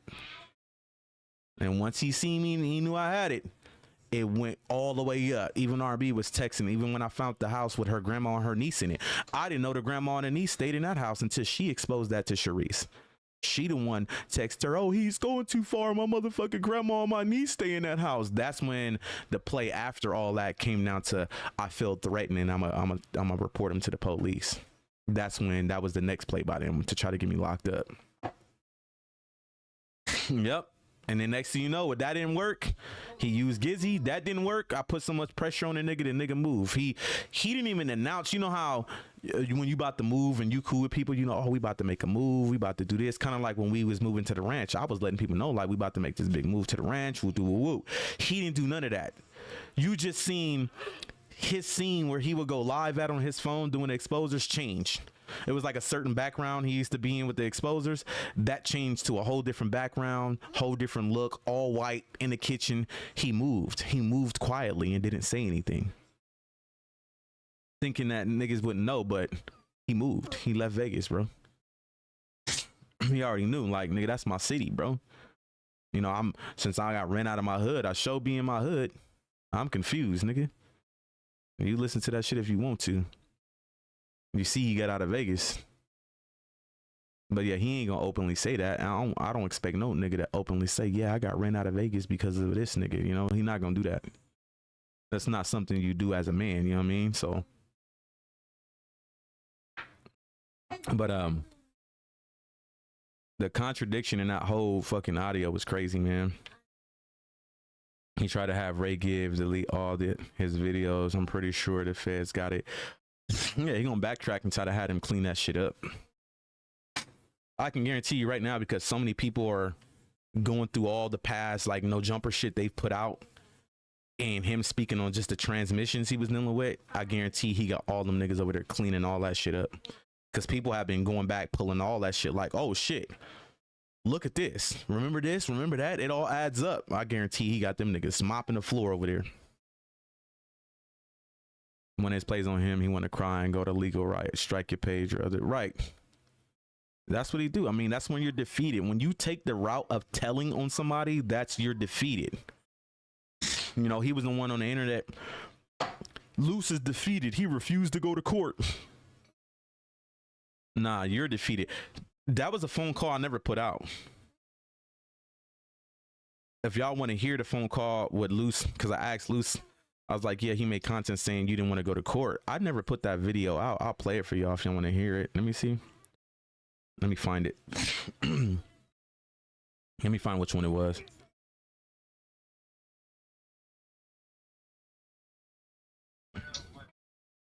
Hold on. Let me find it.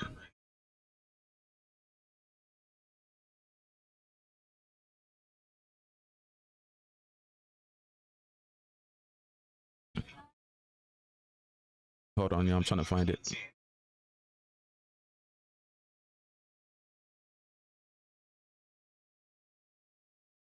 No, that's not it. Hold on, let me find it. What date was that when they posted that? It'll be easier for me to find it because I talked to him the next day. It says anytime someone, I read that already. But he swear he don't do nothing wrong. He act obvious. Let me find this phone call. Hold on.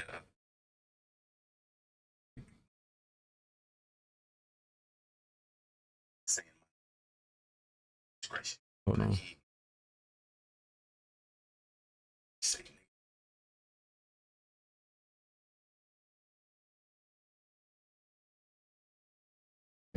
Hold on, y'all. I'm trying to find it.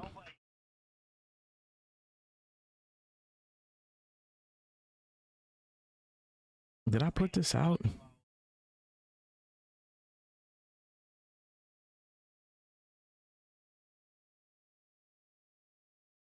No, I already put that out. Hold on.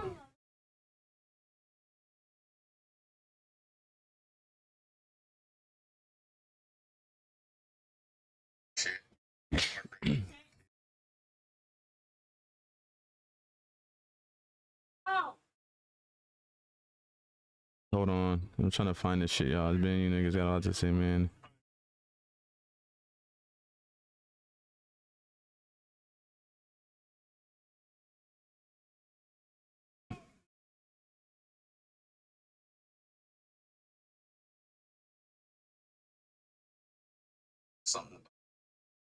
Oh yeah, this is the phone call right here. All right, so it's this one right here.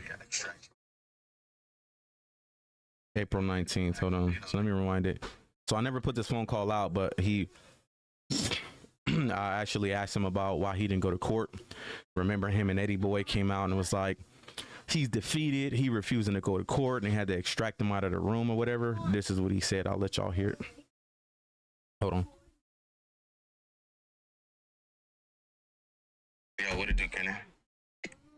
with it?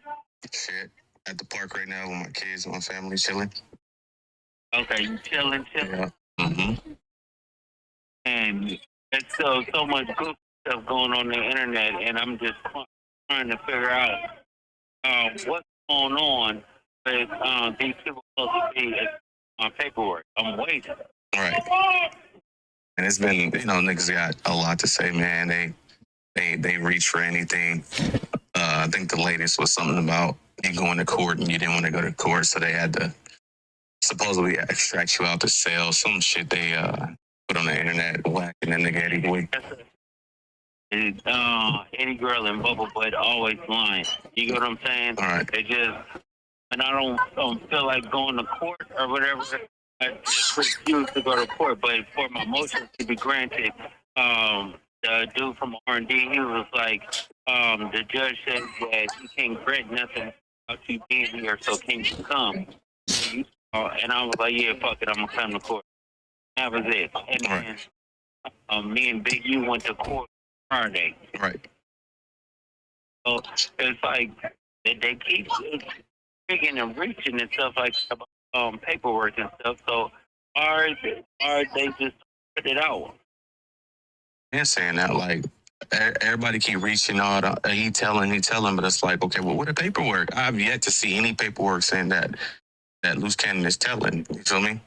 And this is what they want, and they push it in everybody's face. They push the narrative on the internet, but here it is. To this day, we still have yet to see any of that. So yeah, and then Bubble Butt hit today, and it was like, he said, stop crying because they moved me 7th floor to the 6th floor, right? So, me and Big U, we asked for to be together on the same floor so we could work our case out, right? Right. And so basically the ASUA basically was like, okay, we're going to send something to BOP and we're going to really move them off the same floor because we was on the same floor for a couple of months. Right.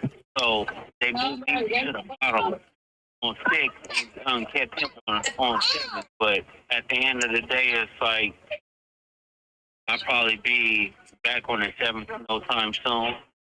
Also, every floor I go to is going to be my floor regardless. All right.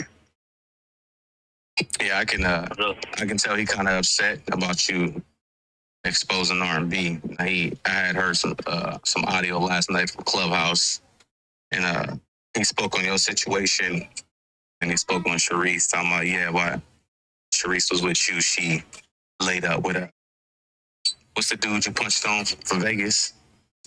Socked him out, Molly Mall. Like, yeah, man, you can tell it's so fabricated. Right, he's so mad, so in his feelings. He's like, okay, well, I'm gonna throw this in there to get my leg. Nah, that ain't gonna work, buddy. It's not gonna. It's like, it was out in New York, and Sharice went up to the room with Molly Ball, and man, listen, man, it's like it's so fabricated, and this call is from a federal prison. It's ridiculous, and it's like you losing, bruh. You can say whatever you want to say, Cannon or anybody that deal with the homie. But one thing I know is that what's said on this line is always facts, and he hate that, bro. That's why he always whenever I put the content out, he get the texting. He don't go expose that how he be crying in text messages, yelling and hollering because he pissed off. He don't go on Clubhouse and be like, yeah, I did this and I did that. No, he go in there and poke his chest out. You see what I'm saying? Yeah, but you have to understand that. They can't beat us with a lie. Everybody been trying to for the last couple of years trying to beat us with a lie, and it just don't work. Right. So when we expose it, they have to wonder why IBM is not dead. Right. Why loose cannon is not dead. Why we always the #1 topic week in week out. I mean, at this point, I feel like they need us. I mean, we part of their revenue at this point. Like, pay their monthly expenses, they got to speak on us. Yeah, we feeding them. Right. Like, Wack does not know how to make money off his name. Right. I showed Wack how to go and get like sponsorships and people paying you to come out and see you and stuff like that. Wack never did that. First of all, he was always scared. But didn't know he didn't have a strong enough team to actually, like, he moved. So it was like he wasn't doing interviews with nobody. Right. The only person he was doing interviews with was Vlad and No Jumper. You get what I'm saying? All right. When he started dealing with me, he started doing interviews with everybody on the East Coast, Midwest, down south, all that stuff like that. Now that's like, I bet you all that stuff stopped. All right. I mean, he on the internet claiming that he pretty much was only associating with you because you was giving him money, like he had all that bread from you. So he was basically saying in Clubhouse, like, yeah, he gave me all that money. That's why I was affiliated with him pretty much. Oh, you know, Wack is my prostitute. We go keep it a buck, bro. I mean, I know for a fact you put him on the home play in Vegas at the Pixie event, whatever it was called. Like, yeah, you put him on that, and it's like, bro, come on, man. Wack is my prostitute, but I wanted Wack to do or whatever he had to do. All right. I gave him a bone every 30 days because every 29 days from the 1st to the 29th, he's begging, he's calling, he's scratching, he's asking for something, he's this. Like, bro, I would expose him, like how Floyd Mayweather gave him $50,000 because he was broke to try to further his sell diaper company, and it worked. All right. How R&B exposed all his business. How friends and everybody else be talking to R&B, and she tells them everything. She's like a water faucet. All right. I swear, she couldn't hold water if Jesus told her to. I already knew. I figured that out about her almost over a year ago.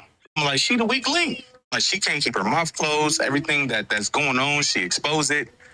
I mean, that's what he chooses to marry. So, well, he gonna marry, whatever the case may be.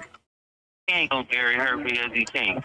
But at the end of the day, he broke to marry anybody. Right. But I'm gonna call right back. But this phone about to hang up. But no, definitely, he's a bum. He's a sucker.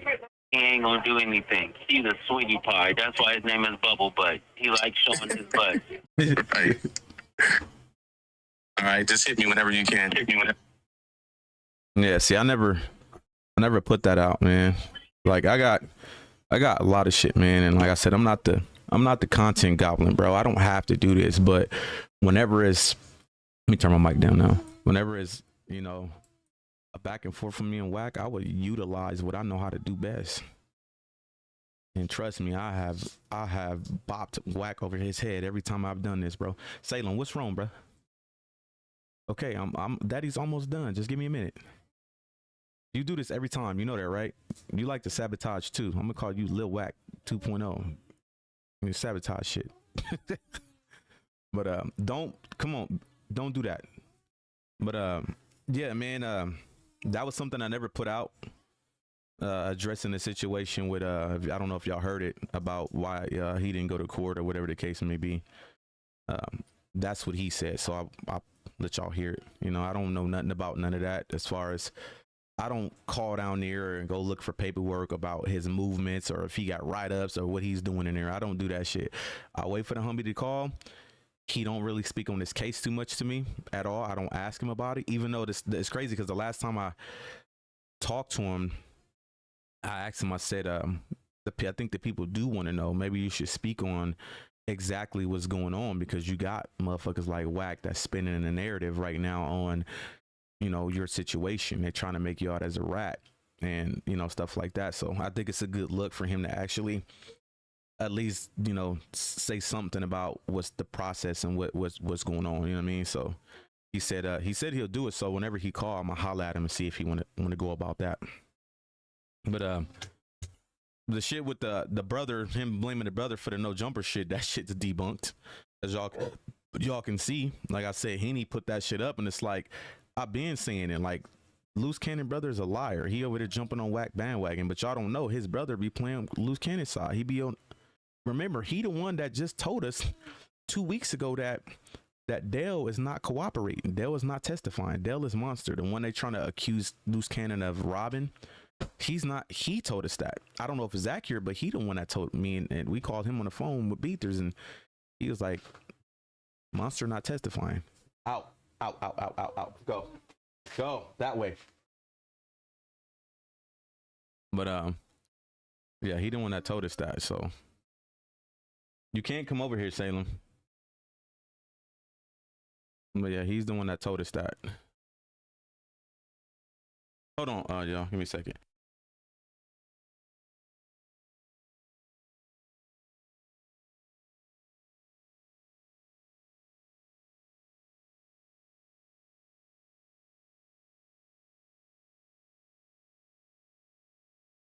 All right, I'm back. But yeah, man, they always trying to spin a narrative on Loose to always make him seem like he telling, bro. Remember, that was Wack first tactic to cover up the Lil Durk situation, bro, when he had R&B go and report that phone call. He had to make Loose look like he had he had a handler, so he can. Wack puts his plays into effect 2-3 weeks out, either a week out, 2 weeks out, or 3 weeks out. He has to put the plays into how it's gonna go so it can all play into effect, bro. Like he did with Munchie B with that script. That script was wrote to Gizzy 5 days before the No Jumper phone call, when Gizzy called in and acted like Munchie B homeboy. When I say Blood is really, really calculated with these plays, this is the nigga that get on the internet, I ain't never ran a fake play. Huh? That's a lie. You wrote a whole script to Gizzy and had that nigga call in. I sent that shit. I actually sent the audio of Gizzy doing it to the homies. Boy, they was laughing at that nigga like, this nigga really did this shit, bro. Yeah, he really did it. Gizzy really called in and pretty much reenacted a snitch script, bro. It wasn't no gangster script. It was a snitch script. The script was telling on Munchie B. Like, bro, when I tell you Wack be wanting to tell on niggas so bad, he uses other people to do it so we can't really call him out. He can keep hiding behind his confidential name. Is crazy. You know what I mean? It is crazy as fuck, bro. Like, that shit is insane, bro. Like, not a script on some gangster shit. That nigga wrote a script telling. Like, that's the first thing that came to your mind when you wrote this script was, let me write a why is this shit not working, bro? Clubhouse be broken on PC, bro. I see why people don't use it on PC. I want to see if this room go up. I want to see if Fire Guy gonna pop out one time so I can get at him for putting words in my mouth. Bro, really? Let me hide my phone number real quick. I don't need nobody prank calling me. There was a time where why is it not? It says welcome back. Enter your phone number. Hold on, y'all. It is not letting me do this shit, bro. What the fuck is going on with Clubhouse, bro? Hold on. And they're like, look, bro, you sat on our screen too long. Club deck. Clubhouse. Join club deck. What the? Wait, what? Scan the QR code, download Clubhouse app. Yo. Hold on, let me see if this worked, bro. Cause I was just in there and now it's making me do some shit that I didn't do before. So club deck, what the fuck is club deck, bro? This is not the same shit.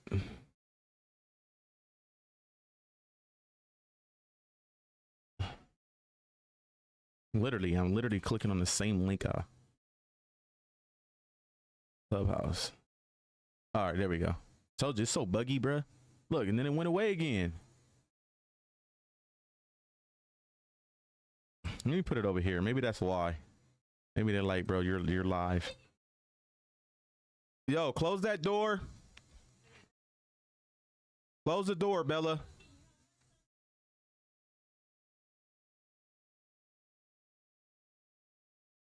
Damn, I'm telling you how to say it. All right, boom. I had to put it over here. that way. That's probably what it is. They probably don't like you to stream it. But who in this room? We ain't raised right. Don't know who that is.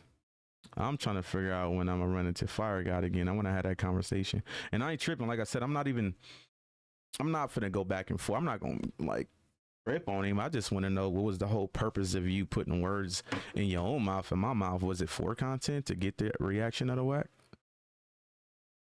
I ain't seen him on Clubhouse since that shit was done in Clubhouse with Wack. I ain't been able to run into him. We ain't raised right. Let me go in. Let me. Mellow album on the Chicago side. Let me see what they talking about in here. I'm cold, G. Andy, this is what I'm saying, right? How can't I be successful? How? Mello, that's the name of the tape. That's the name of the tape, nigga. I mean, there's hella people up in here. Jesus Christ. Yeah, I'm out of here. He yelling too much. Damn, I didn't click off of it. Yeah, when they get to yelling, I'm out, bro. That's a terrible title. I definitely can't do all the yelling in Clubhouse, man. Let's see. Yeah, none of the rooms I really deal with is open. The room I like to fuck with is Rich room, but Rich, he wasn't on yesterday. I don't think he was on yesterday. I don't see none of it. We ain't raised right, off the muscle, the G spot, Grand Rising. What else?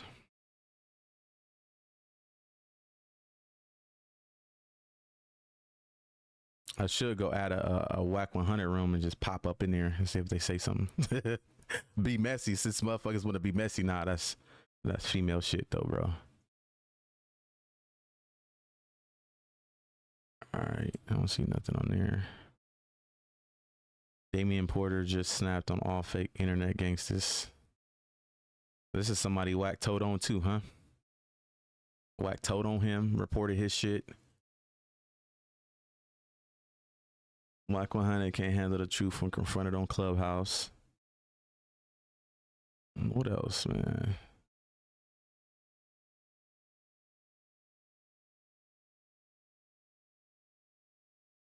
Fraudulent. I mean, goddamn right about that. That's accurate as fuck. I'm gonna just type in Wack. I just want to see the type of content that's out right now with this nigga. Hold on. Let me see. I want to see what niggas talking about right now. Old. 3 hours ago, Mob James snaps on Wack 100 and confronts him over Buntree neckbone snitch allegations. Look at this motherfucker, bro. He just... This is crazy work.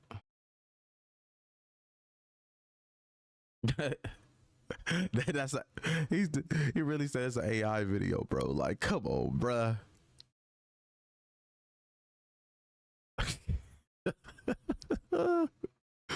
That shit is hilarious, bruh.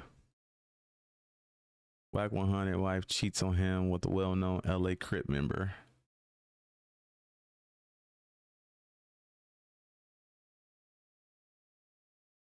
I can guarantee if I click on this right now, they in there screaming, bruh. This is one of the Clubhouse people on YouTube that goes live and pretty much records the Clubhouse rooms. They probably in there screaming and yelling, bruh. Let's find out. We're about to find out. Let's see. Where it go? Hold on, let me find it. I had him. I know I just knew him was an athlete.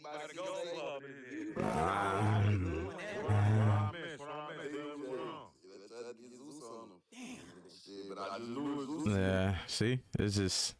I don't see how they... Bro, the shit they be having going on over there is crazy, bro. Like, all they do is scream and yell the whole time they over there. And then they expect you to scream and yell with them when they got a problem with you. And that shit got a huge echo. I don't know what he got going over there. What this notification is? Hold on.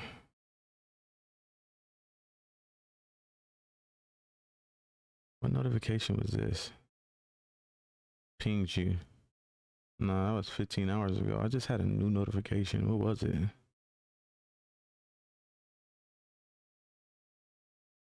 I am the pavement. I don't know what that is. I don't really know how to work Clubhouse, man. I'm still trying to figure out all the notifications and what they mean. I didn't even know people can ping you to like rooms until Phoenix told me the other day, like, I pinged you to a room because Chuck in here running your name. I'm like, ping? What? You know, since I was the one in the goo and Wax goo, you know. That shit is so funny.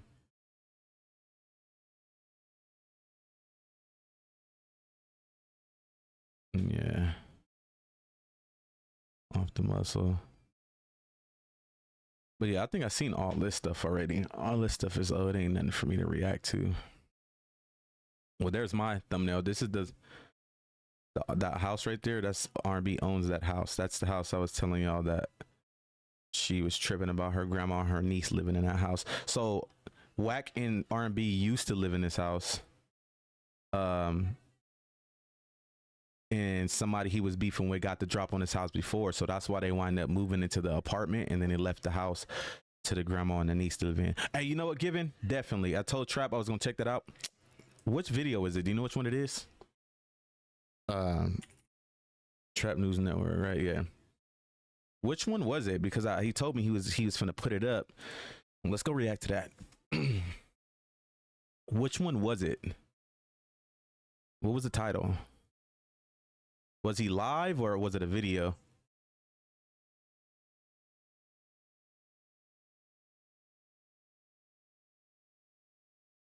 I should have texted him. I don't know which one it is. Let me go look at his lives. She was a victim. Oh, it must be this one. 1 day ago. Interview with the girl who says she was assaulted. Okay, cool. This one. Right here. Let's go watch that, man. Let's tune into that. Hey, shout out Rich Trapper, man. If you guys are not, I like to share the wealth. I don't hate on niggas unless they hate on me. Shout out Rich Trapper. If you guys are not subscribed to Rich Trapper, smack that subscribe button, man. Let's go. Let's see what Rich talking about. He did come on my chat and tell me he was finna put this up, but I had totally forgot about it. So let's let that ad run so my boy can get his paper. Black 100 apartment, so down small, you can't even fill a large pizza inside of it. Yeah, he live in Utah now. So 30 seconds outdoor cleaner. Erase outdoor grime in seconds. All right, here we go. Here, let me use the restroom real quick and we finna come back and watch this. I forgot all about this. This could be a good reaction. Let's go. Hold on, give me a second.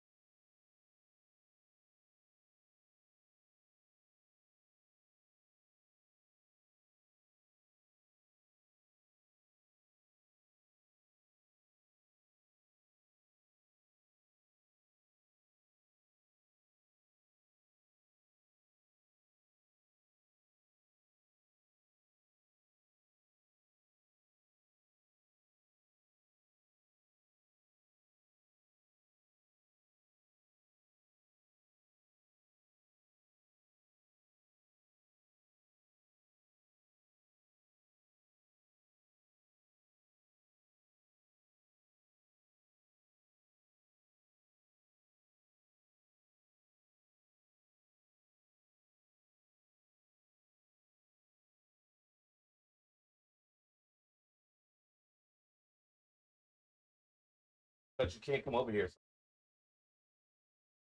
Don't come over here. You can stay over there and be quiet, but do. I'm not finna come over here terrorizing me, bruh. All right, let's get to this video, man. I do want to see this. I forgot that Rich Trapper did slide in my chat and tell me about this, and I have yet to see this, man. So let's get to it.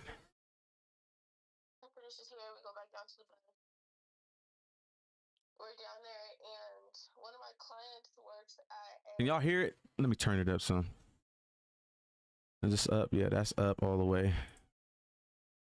Let me turn it up here. Let me turn it up here so I can hear it better. dispensary, and she had, and so then,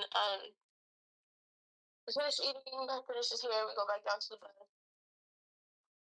We're down there, and one of my clients works at a dispensary, and she had brought me this like shroom chocolate bar kind of thing. So I asked BKE, I asked the old milk dud looking nigga, and I asked like, Is you talking about the dark skin dude? Is that the milk dud nigga? Is it the dark skin dude? Can you hand me that phone stand, please? Go ahead. Yeah. So that's I believe I think that's Start. Yeah. Okay. and so I asked them if they want some, because I haven't done it since I was 21, but I'm like, we're all in here vibing. Let's, I don't know. Right. No, you kicking it. Party time. I mean, but you know what though? I mean, you're 24 years old. You're essentially, hanging out with the rappers for a night. You just, you living your life. Right. Yeah, you doing you. But just because you're trying to have fun doesn't mean that you deserve to be assaulted. Yeah. And so, At HEB, we work hard to buy and make just the right amount of food to keep our stores stocked.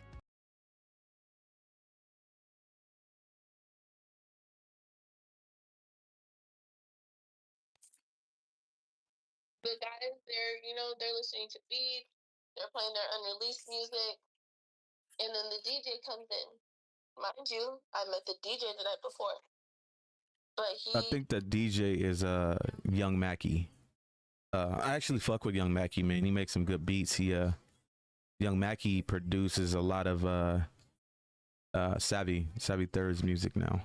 If you go listen to like his latest shit, Young Mackie has produced a heavy load of his most recent music. But I think that's who she's talking about as far as the DJ.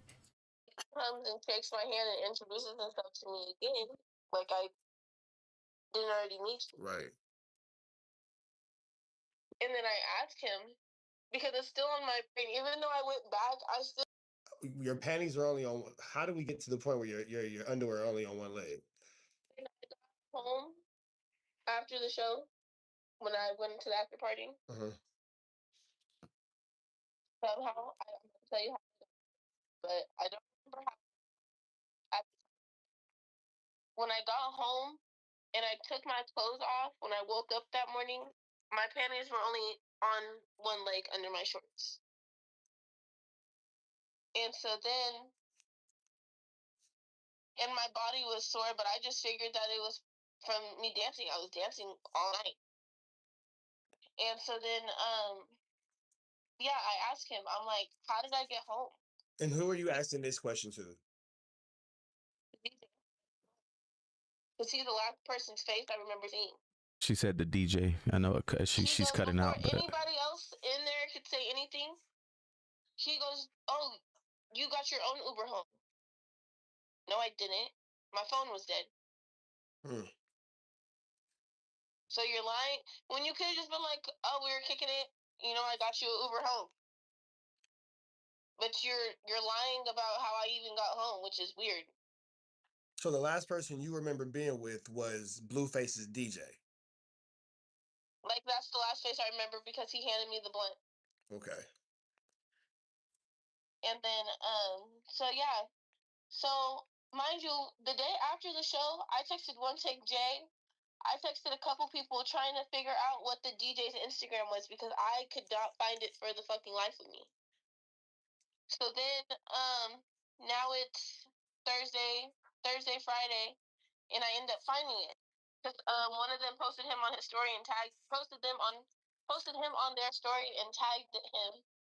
And so I click it, I DM him. I'm like, hey, I just want to know if you could help me kind of remember what happened.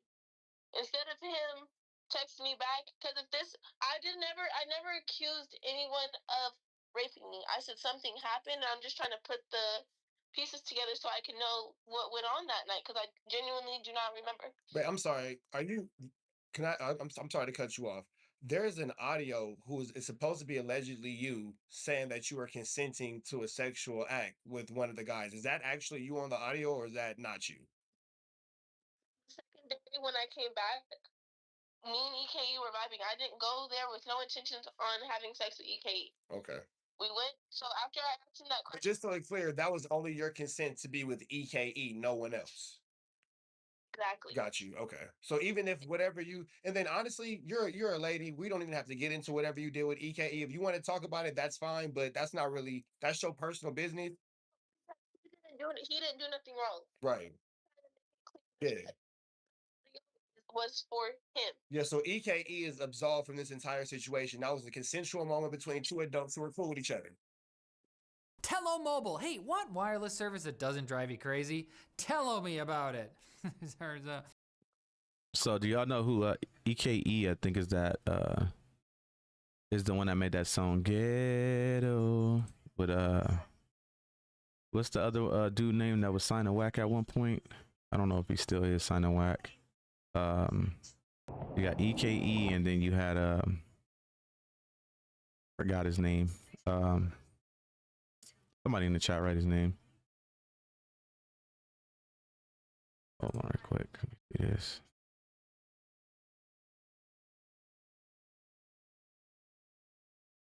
What was the dude name?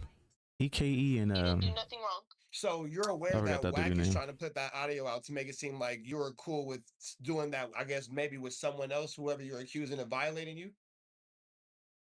Exactly. Okay, so we'll let you get to that part. Okay, so we'll let you get to that. Go ahead. I'm sorry. So there was a message that I had put out because after I didn't put it out, I sent it to the people that I had talked to that night. I sent it to LJ because I'm like, why won't nobody get back to me and try to help me try to figure out what happened? And so the same message I sent to LJ, I sent to Wack 100 because at the end of the day, when you go to a motherfucking business, who do you contact when you have a problem? The owner, the manager, yeah. So you reached out to Wack 100. So my next thing I will be asking is, did she get that little kit, that test done to her? You know how they had the little kit done, you know, whenever you report these type of allegations. I want to know if that was done, because that would say everything. You know what I mean? So I did. And then was this via Instagram, Facebook? The messages of me texting John, the guy whose hair I braided. So how did you hold on, I'm sorry. My bad. Like I'm kind of telling the story like everywhere right now, but I'm trying to give it to you as much as like I can, like as much as I remember. Like, are you recording me right now? Yes. But we're gonna make you look good. You're good. Don't worry about it. We're gonna make you look good. Don't worry about it. You're not gonna look, I got you on the filters and all that. Don't trip. Don't trip. We ain't gonna have you looking crazy like you ain't got no baby hairs. You straight. You're recording, but it's okay. So my question to you is, you have your experience with EKE. That's again all consensual. Where does it go? Where does foul play become involved? The night before, and I said that the deep to the room, and I remember going into Okay, so that's the night, and then so I'm sorry. Go ahead. even with all that, because I didn't know what happened, I still came back the next day and did EKE's hair.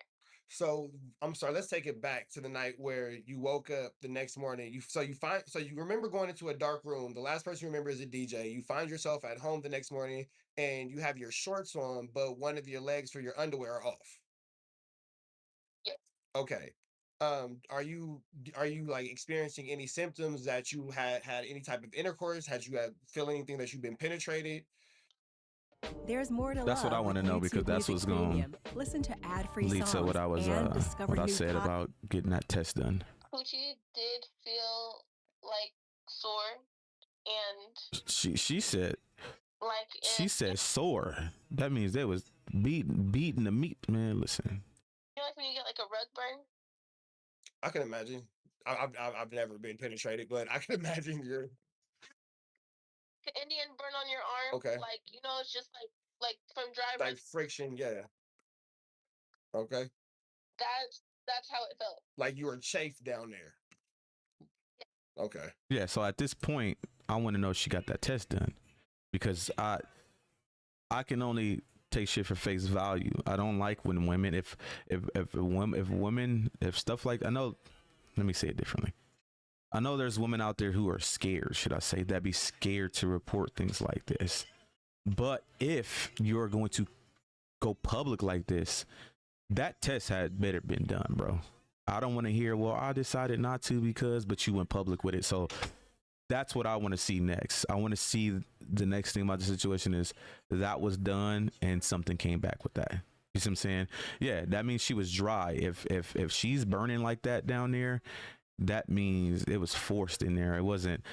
If it was an intimate situation, she would be wet down there. You see what I'm saying? It would be like, I want this. You feel me? So, I just want. Hold on, my wife calling me. Hello. Yeah.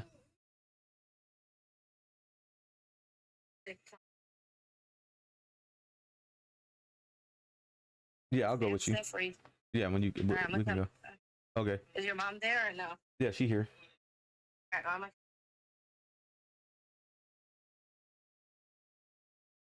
Okay. Okay. That's fine. All right. Bye.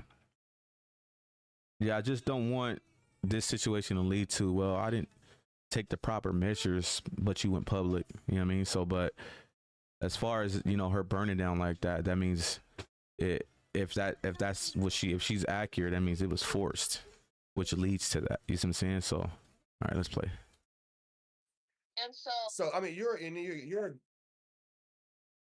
still like trying to figure out what was going on, because at the end of the day, maybe I was drunk, and maybe I could have been flirting with him, but I don't have no recollection because nobody will tell me anything. So are you, I mean, you've had, you know, your parts down there for 24 years, you know, you're 24 years old. Did you feel like you had been penetrated sexually? Yes. Sheesh. And you don't, so off your words, would you say that that was a willing, was that something that you did consensually, or do you feel like not so much? Doing it, but at the same time, it's like I keep going back and forth because it's like I don't remember doing it. But with me being drunk, I do get flirtatious, you know. Okay. So I gave him the idea that I was going, but just like how I was so willing to give EKE a consent voice message, don't you think I would have did that for the DJ? Right. So you're saying the DJ is who the issue is with? Is what? I said, so you're saying the DJ is who the issue is with. That's where the discrepancy comes in. Yes. All right. So you go there the next day. How do you get in touch with Wack? Do you contact him on Instagram? Wait, so I'm confused. Was it the DJ she's saying did that to her? Or the security? I'm confused. Hold on. Let me keep watching. On Facebook, do you actually see him physically? Okay. And how does that go? It starts blowing up on me. It was no, let me try to figure this out, see what's going on. It was a straight, I don't play these childish ass games. Go get law enforcement. Da da da da. Like, matter of fact. Is she saying that's what the conversation with her and Wack that she's talking about? That's crazy. Oh, so these are text messages. These aren't even voice messages. These are text messages. Okay. Yeah, sound about Wack. Sounds about fucking Wack, bro. Crazy. Wow. Keon sent them? Keon sent some of them, yes. You got to be quick, man. They're fast. You got to be quick with these YouTube bullies. You gotta be They're fast. They're fast. One where he was like, "Go find your mental health," and so I'm assuming he erased all the ones where he's talking trash to you, cursing you out, calling you out your name, all that. yes, but a lot of it that he said was he called me. Oh, like how I called you on Instagram, he called you the same way. Yes. Okay. When I seen the post, I texted him. I was like, "That's crazy that you just tried to expose me for coming to you for clarity. I didn't even take this to social media. You're a sick person." So wait, when you say the post, what post are you talking? And if she didn't save him, it's gonna be so hard to prove that. You know, in her situation, she's not thinking to. I mean, I can understand because everything's just coming at her so fast. You're not thinking to like record conversations or whatever the case may be. You know what I mean? So you would have to be in her position and her circumstances to understand that it's probably why she didn't do it. You know what I mean? Because she just wasn't focused on that. Talking about what post are you talking about? When you say the post, what post are you talking about? And that's where can you I didn't read the messages, I just heard the audio. What did the messages say? You want me to read it to you? If you could. Because these are your messages to Wack, or these Wack's messages to you? To John. Okay, got it. Okay, got it. I texted, like I said, I texted the. Sorry, I'm supposed to be. I had texted the Fuck, I can't even think. I texted the DM asking him what happened. It's after I texted him asking what happened.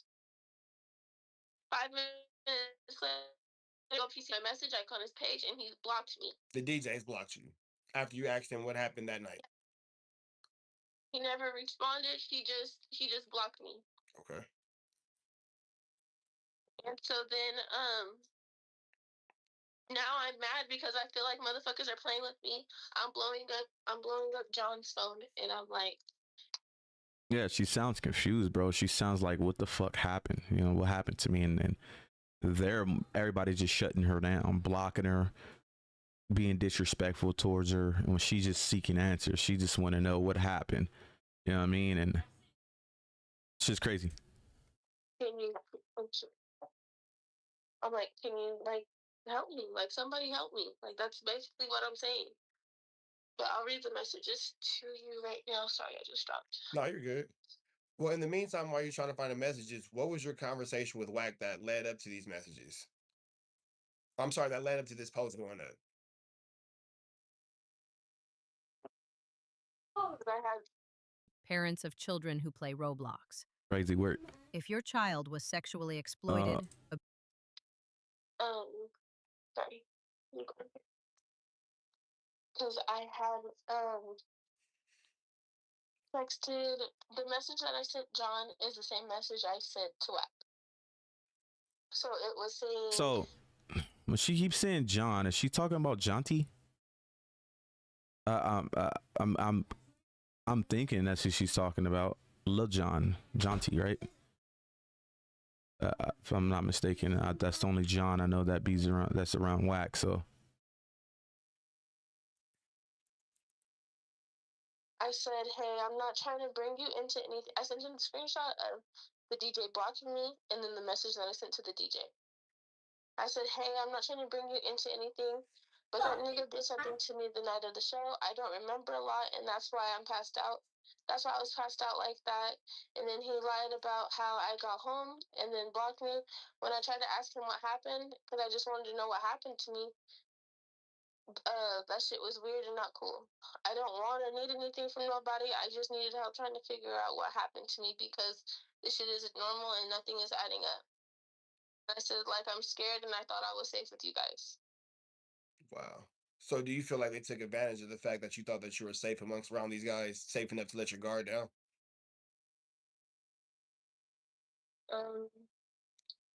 Possibly.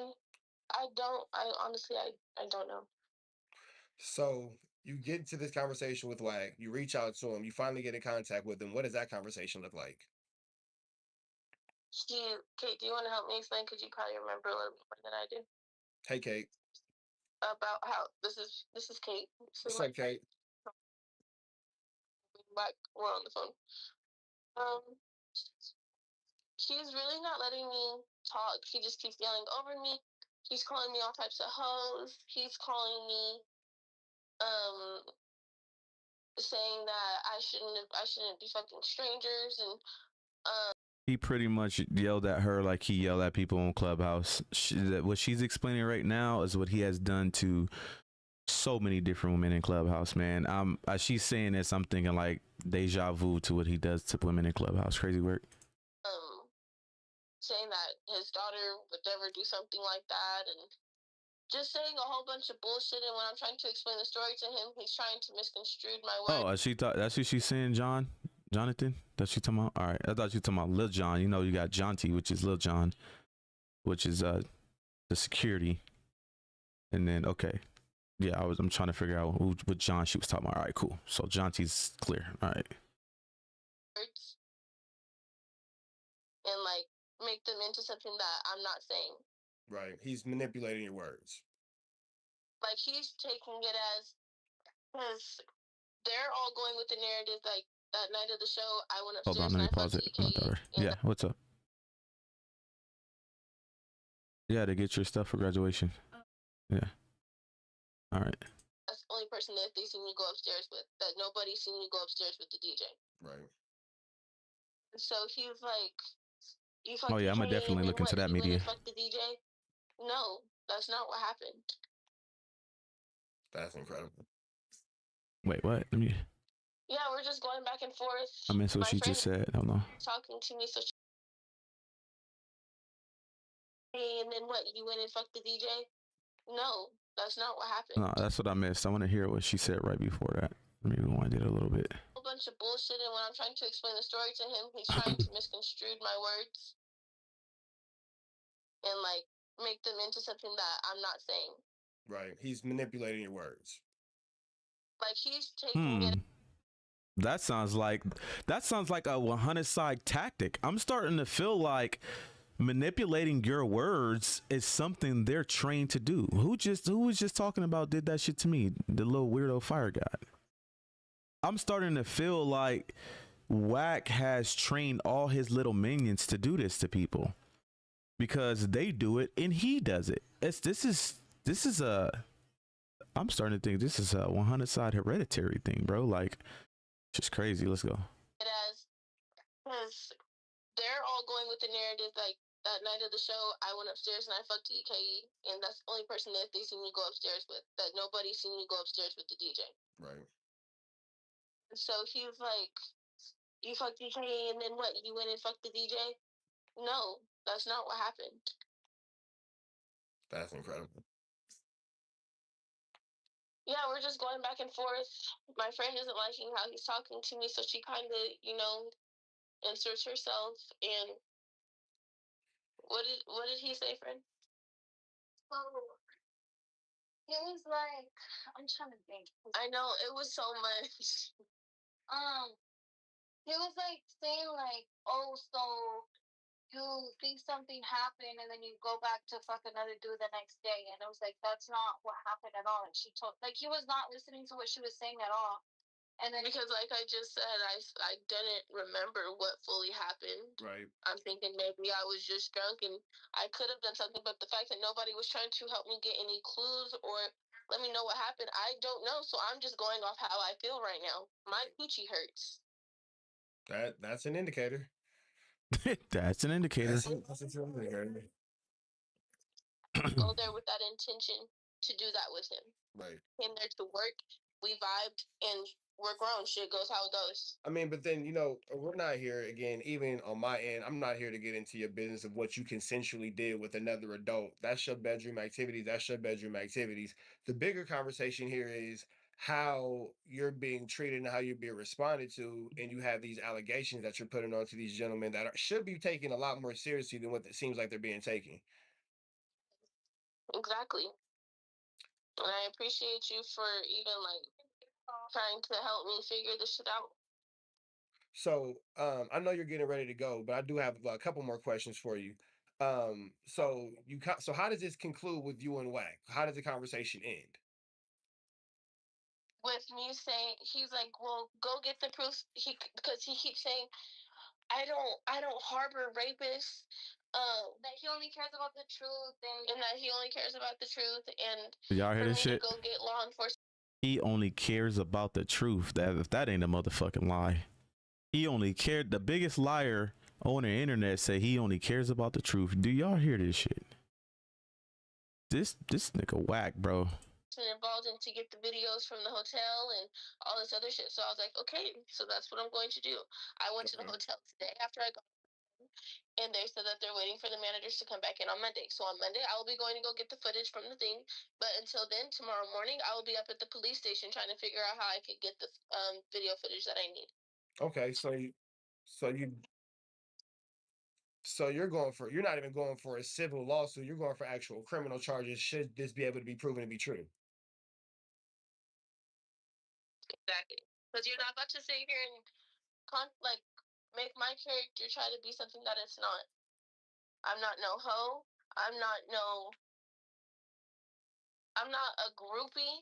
That's not what I came there for. I came there to work. Well, you're a 24-year-old girl, and they seemingly found you while you were at school, at cosmetology school, because somebody needed their hair braided. Exactly. Yeah, it's not like you went to the. Keep in mind, I had no intent on going to the show. But if I had intent on going to this, Wait. See, that's not confused, right? If I was like, do Blueface got braids? Cause she said she braided John's hair. So, hold on. Does Blueface have braids now?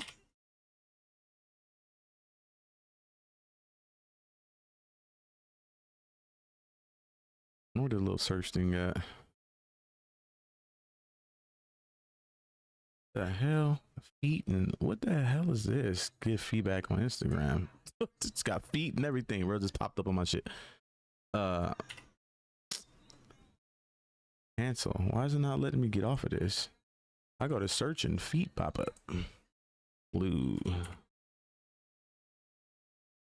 Where is this at? Does he got She not talking about Blueface. She said the DJ. No, the DJ is Young Mackie. Oh no, Blueface ain't got hair no more. He cut his hair, right? Yeah. He cut his hair. So he don't have hair. Young Mackie don't have hair either. The only person that be with Wack that got hair named John is Jonty. Is Lil John. Let me see. If I'm not mistaken, right here. Does Jonty got hair? He always got the kufi on.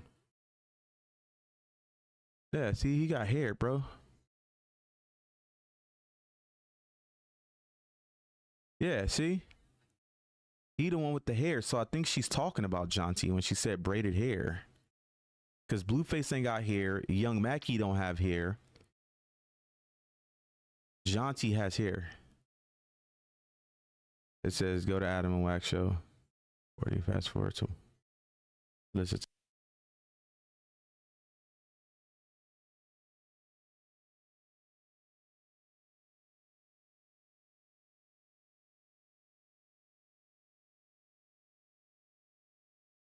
I really want to go to the show. I have no intent on going to the show. So, so you said you're moving forward with the police. You're moving forward with the police. Is there anything that you just want people to know? You know what I'm saying? Before we kind of close this out, I feel like it's pretty much understood. We got it from the top. If I understand correctly, as a quick little, I guess for lack of better words, a wrap up, you're a cosmetology student. You're 24 years old. You're at school one day. The dude, I'm sorry, what was his name? John comes in. He needs his hair braided. He gets his hair braided. Apparently, some other dudes on the tour might need their hair braided as well. You go braid some hair. You get your money up real quick. They say, "Hey, you want to come hang out?" At this point, they're starting to feed you drinks all night. Some point in the night, everything goes black. The last thing you remember is being with the DJ. You wake up the next morning, your underwear are half off, your pants are on, but your underwear are half off. You're not really sure how you made it home. The biggest red flag comes up at that moment where you say they're telling you that you called an Uber home, but that's impossible on your end because your phone is dead. So you can't call the Uber, the phone's dead. I said, go check his Uber history. That would show everything. His Uber history. And what was his response to that? Like, I'm about to go check right now. Never got no response. Because the Uber history would show that call was put in. Exactly. Yeah, for sure. So you wake up the next morning, your private areas are indicating as you being a grown woman that somebody has penetrated you. You go talk to Wack about it, you get cussed out. Did you talk to EKE about this situation? What was his response? He told me that all he really asked me to do was, instead of saying his name in the comments, for me to be like, that consent was for someone else. Right. Instead of saying it was for EKE. So why do you think? I'm sorry. Go ahead. He told me on the phone that he remembers me asking the DJ what happened and how I got home, and that the DJ did confirm that I Ubered myself home. So you go back the next day to know what happened. I remember EKE went upstairs early. I didn't really tell him like, hey, this was going on. This happened. Well, I don't know what happened. Like, so he's really like, I didn't know like none of this was going on. Whole time, I guess the DJ and EKE got into it, and that's why EKE is not on the tour no more. Oh, did they get into it over you guys' situation? That's what Wack told me. So EKE is no longer on the tour with Blueface because EKE defended you against the DJ who took advantage of you by your word. All I know is that an argument was had. Okay. So an argument was had, and was the argument caused because of him speaking for you, or you're not? That's what you're not sure about. That's what I'm not sure about. Okay. Halo Collar 5 is now $75 off. Your dog doesn't always understand boundaries, but you do.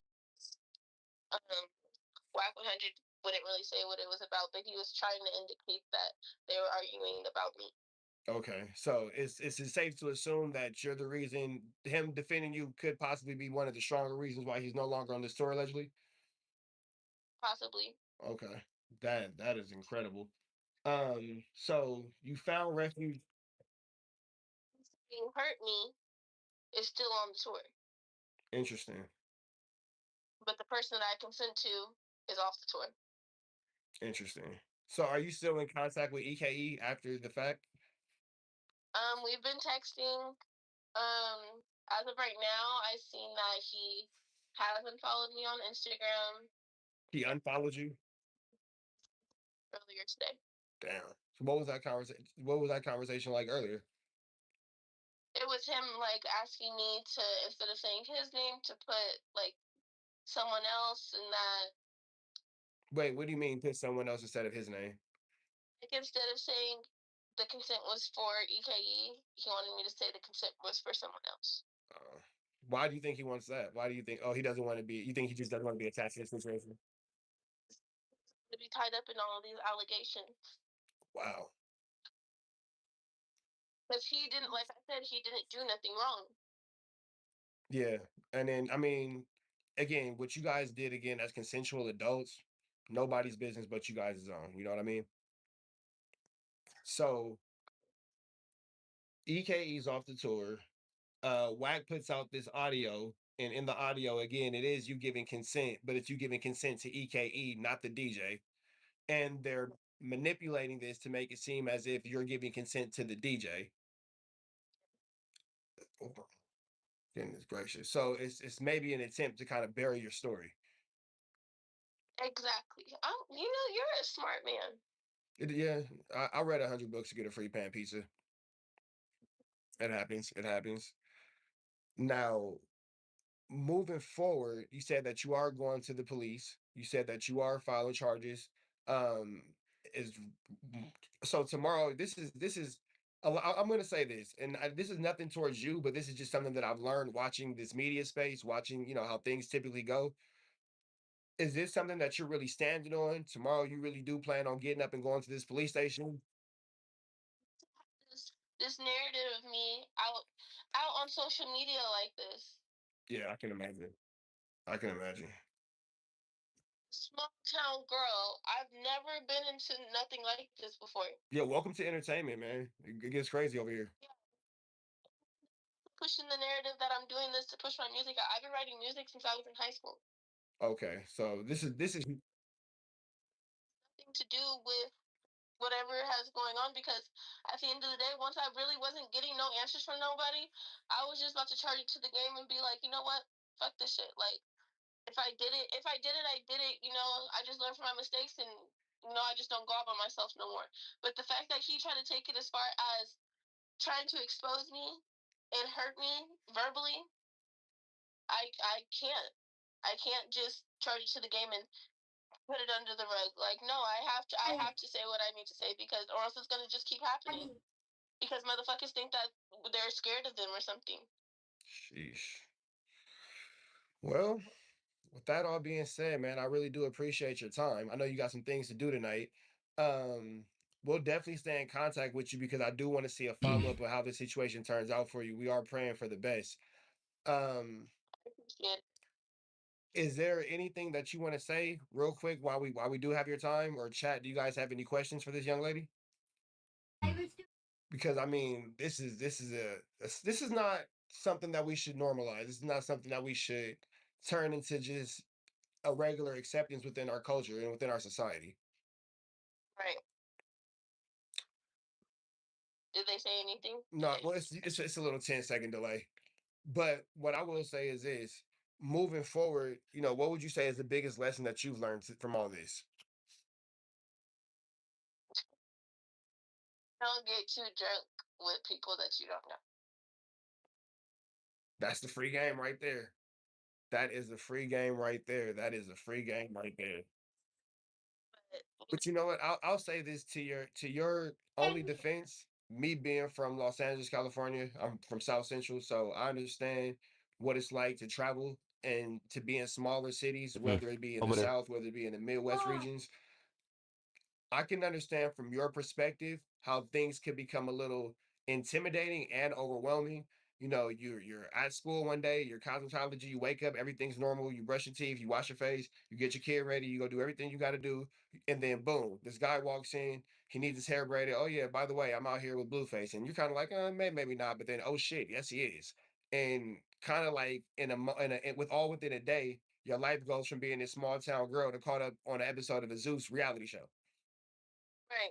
So I could definitely understand from your perspective that, it could be a lot to consume at once. Yeah, it's like, I know everybody's like, why isn't she upset? Why isn't she crying? Why isn't she doing this? She already said she goes to the police. I have so many different emotions going through my body that it's like, hey, I have so many different emotions going through my body that I'm like, I don't know how to feel. I mean, the most you can do, like I would tell you, it's all about you making sure that you do get a mental healing, obviously a physical healing as well. And in every situation that you're in, you're only 24 years old. So obviously the men involved in the situation are significantly older than you, some by 10 to 15 years in certain situations and instances.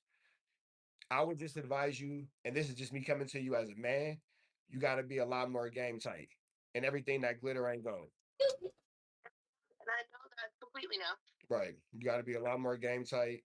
They came through your city, everything cool. I'm a very trusting person, and I let my guard down, and I can't blame nobody but myself for that situation. And that's it. So moving forward, make sure that you protect yourself. For health reasons, I would advise you, maybe if you have like a clinic or a doctor, you might want to go get checked out. Everything's so cool. That's smooth. You never know what everybody's walking around with. You feel me? Exactly. And since you didn't bring it up, it's safe to assume that everything is clear on that end as far as the doctor is concerned and all that. So that's definitely a positive. for sure positive. I mean, I think she should have been did that. I'm hoping at this point. I mean, this. How long has this report been out about what happened in this situation? What, 5-6 days now, if I'm not mistaken, right? I would hope that she's already went and got checked, bro. I'm sorry, but I don't know how long that kit or whatever they do on you can detect, like how many days, you know, before they can't detect it. I would hope that this girl done that. If she didn't do that, she's gonna be discredited. And I'm sorry to say it that way, but she should have did that. She should have been in that shame. I'm sorry, but something. Well, I mean, like I said, there's no way. If like I said, if you're going to go public, that should have been done before you even went public. You know, we can't come back later on down the line and say, well, I didn't do it because I was scared. No, but you went public. You couldn't have been scared. You couldn't have been as scared to expose your abuser if you went public with it. So at the same time, it's like that should have been the first thing that was done. And this is where a lot of women who have been taken advantage of fail themselves because they didn't get that done. Yo, Salem, I'm not worried about that right now. Before we start the video back, I'm gonna tell y'all a story, right? Over there. Go. I don't know. Bella. Hold on, y'all. I'm gonna tell y'all a story real quick, right? Remember I used to be a real big streamer on a different platform back when I used to stream video games. It was a platform called Mixer. I don't know if anybody remember Mixer. Mixer was a platform that was majority Xbox players. And I was top dog over there. That's why I told you I've had big fucking numbers before. I've seen thousands of people in my chat. I've had all the what comes with this content shit before. That's why I know how to do it so well. This ain't nothing new to me, you know. And around the time Mixer announced that they were selling to Facebook and we weren't going to be Mixer anymore, and then everything we accomplished on Mixer was going to just be gone, and we were going to be starting off brand new with Facebook. There were a couple other big streamers over there, big ones, men, right?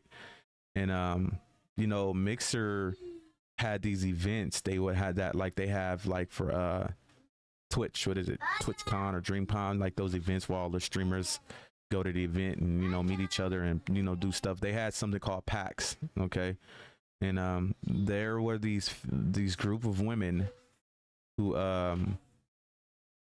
came out around the time Mixer announced that they were selling to Facebook and said, hey, you know, we were sexually assaulted by these streamers at PAX. And the way they did it, it was cold. It was cold the way they did it. I'm gonna keep it real. It kind of seemed scripted because the way they did it, but the way they did it was like, why? They each decided to come out and put it on Twitter like they were writing like a damn story or book. And I'll give you an example of what I mean. They were like, yeah, one day I was living out my dream. I went to PAX, had so much fun. We had an amazing day. Afterwards, we all had a nice time at a party. And then my abuser walked in. Just like that. And then the next girl's story will be, I went to the PAX event and I had a good time. It was like the similar shit. And then at the end, they all said the same thing. I walked into the party and there was my abuser staring me in my eye. Like, it was the craziest shit. So it was like, bro, what the fuck is going on? You know what I mean? You had those side of people who believed them. And then you had the side that didn't believe them. But you want to know what fucked them over? Is because at the end of the day, they said, well, if y'all were sexually assaulted, did any of y'all go get checked? All of them said no. Didn't hear about that shit since. Nothing ever happened. Those two streamers, one of them stopped streaming. His name was Cabby. He was an Asian dude. He used to be one of the biggest PUBG streamers that ever existed. Okay, Cabby was top dog, like numbers. I'm talking about Aiden Ross numbers, okay? Like big guy, okay? Big top dog. Well before Aiden Ross even existed. But he wound up quitting streaming, and then I think Hollywood, he's doing his family shit, but nothing ever came from that. Is because if you're gonna go public, you know who Cabby is, Given? Cabby was that dude, bro. If you're gonna go public, you gotta take the steps to prove this happened. You know what I mean? And I think that's where they failed at. You know what I mean? So in this situation, if she didn't do that, she's gonna fail herself and nothing's gonna come from it. You know, there's the attorneys and all that they have, access to, versus she probably don't have. Hold on, my wife calling. Hello? Oh, okay. All right, I'm wrapping up my stream right now. All right. But I gotta I'm gonna come back to this, man. Where we at with this? We're 29 minutes in. I'm gonna have to come back and watch the rest. I gotta go with my wife real quick to go pick up some graduation clothes for 2 of my kids that's graduating. So but yeah, man, if she didn't do that, it's gonna fail her, man. And if this really happened, it's fucked up. You know what I mean? But make sure y'all like this shit up. Remember, if you guys don't know, whenever you like somebody's YouTube, it reaches up more audience. Subscribe if you haven't, and share it, man. And we're gonna get back to it later on, man. I gotta go back to work tomorrow, man. So I'll be busy all week for 5 days straight. But in the meantime, if I do get more content with Canon or whatever, of course I'll drop that shit. Yo, IBM, let's review what Adam and Wack show I was talking about when you come back. Definitely, when I come back from with my wife, I'm gonna come back and go live, and we could finish watching this, and then we're gonna go to that what was it, the episode 1, what you said, 140, if I'm not mistaken. Let me read the chat.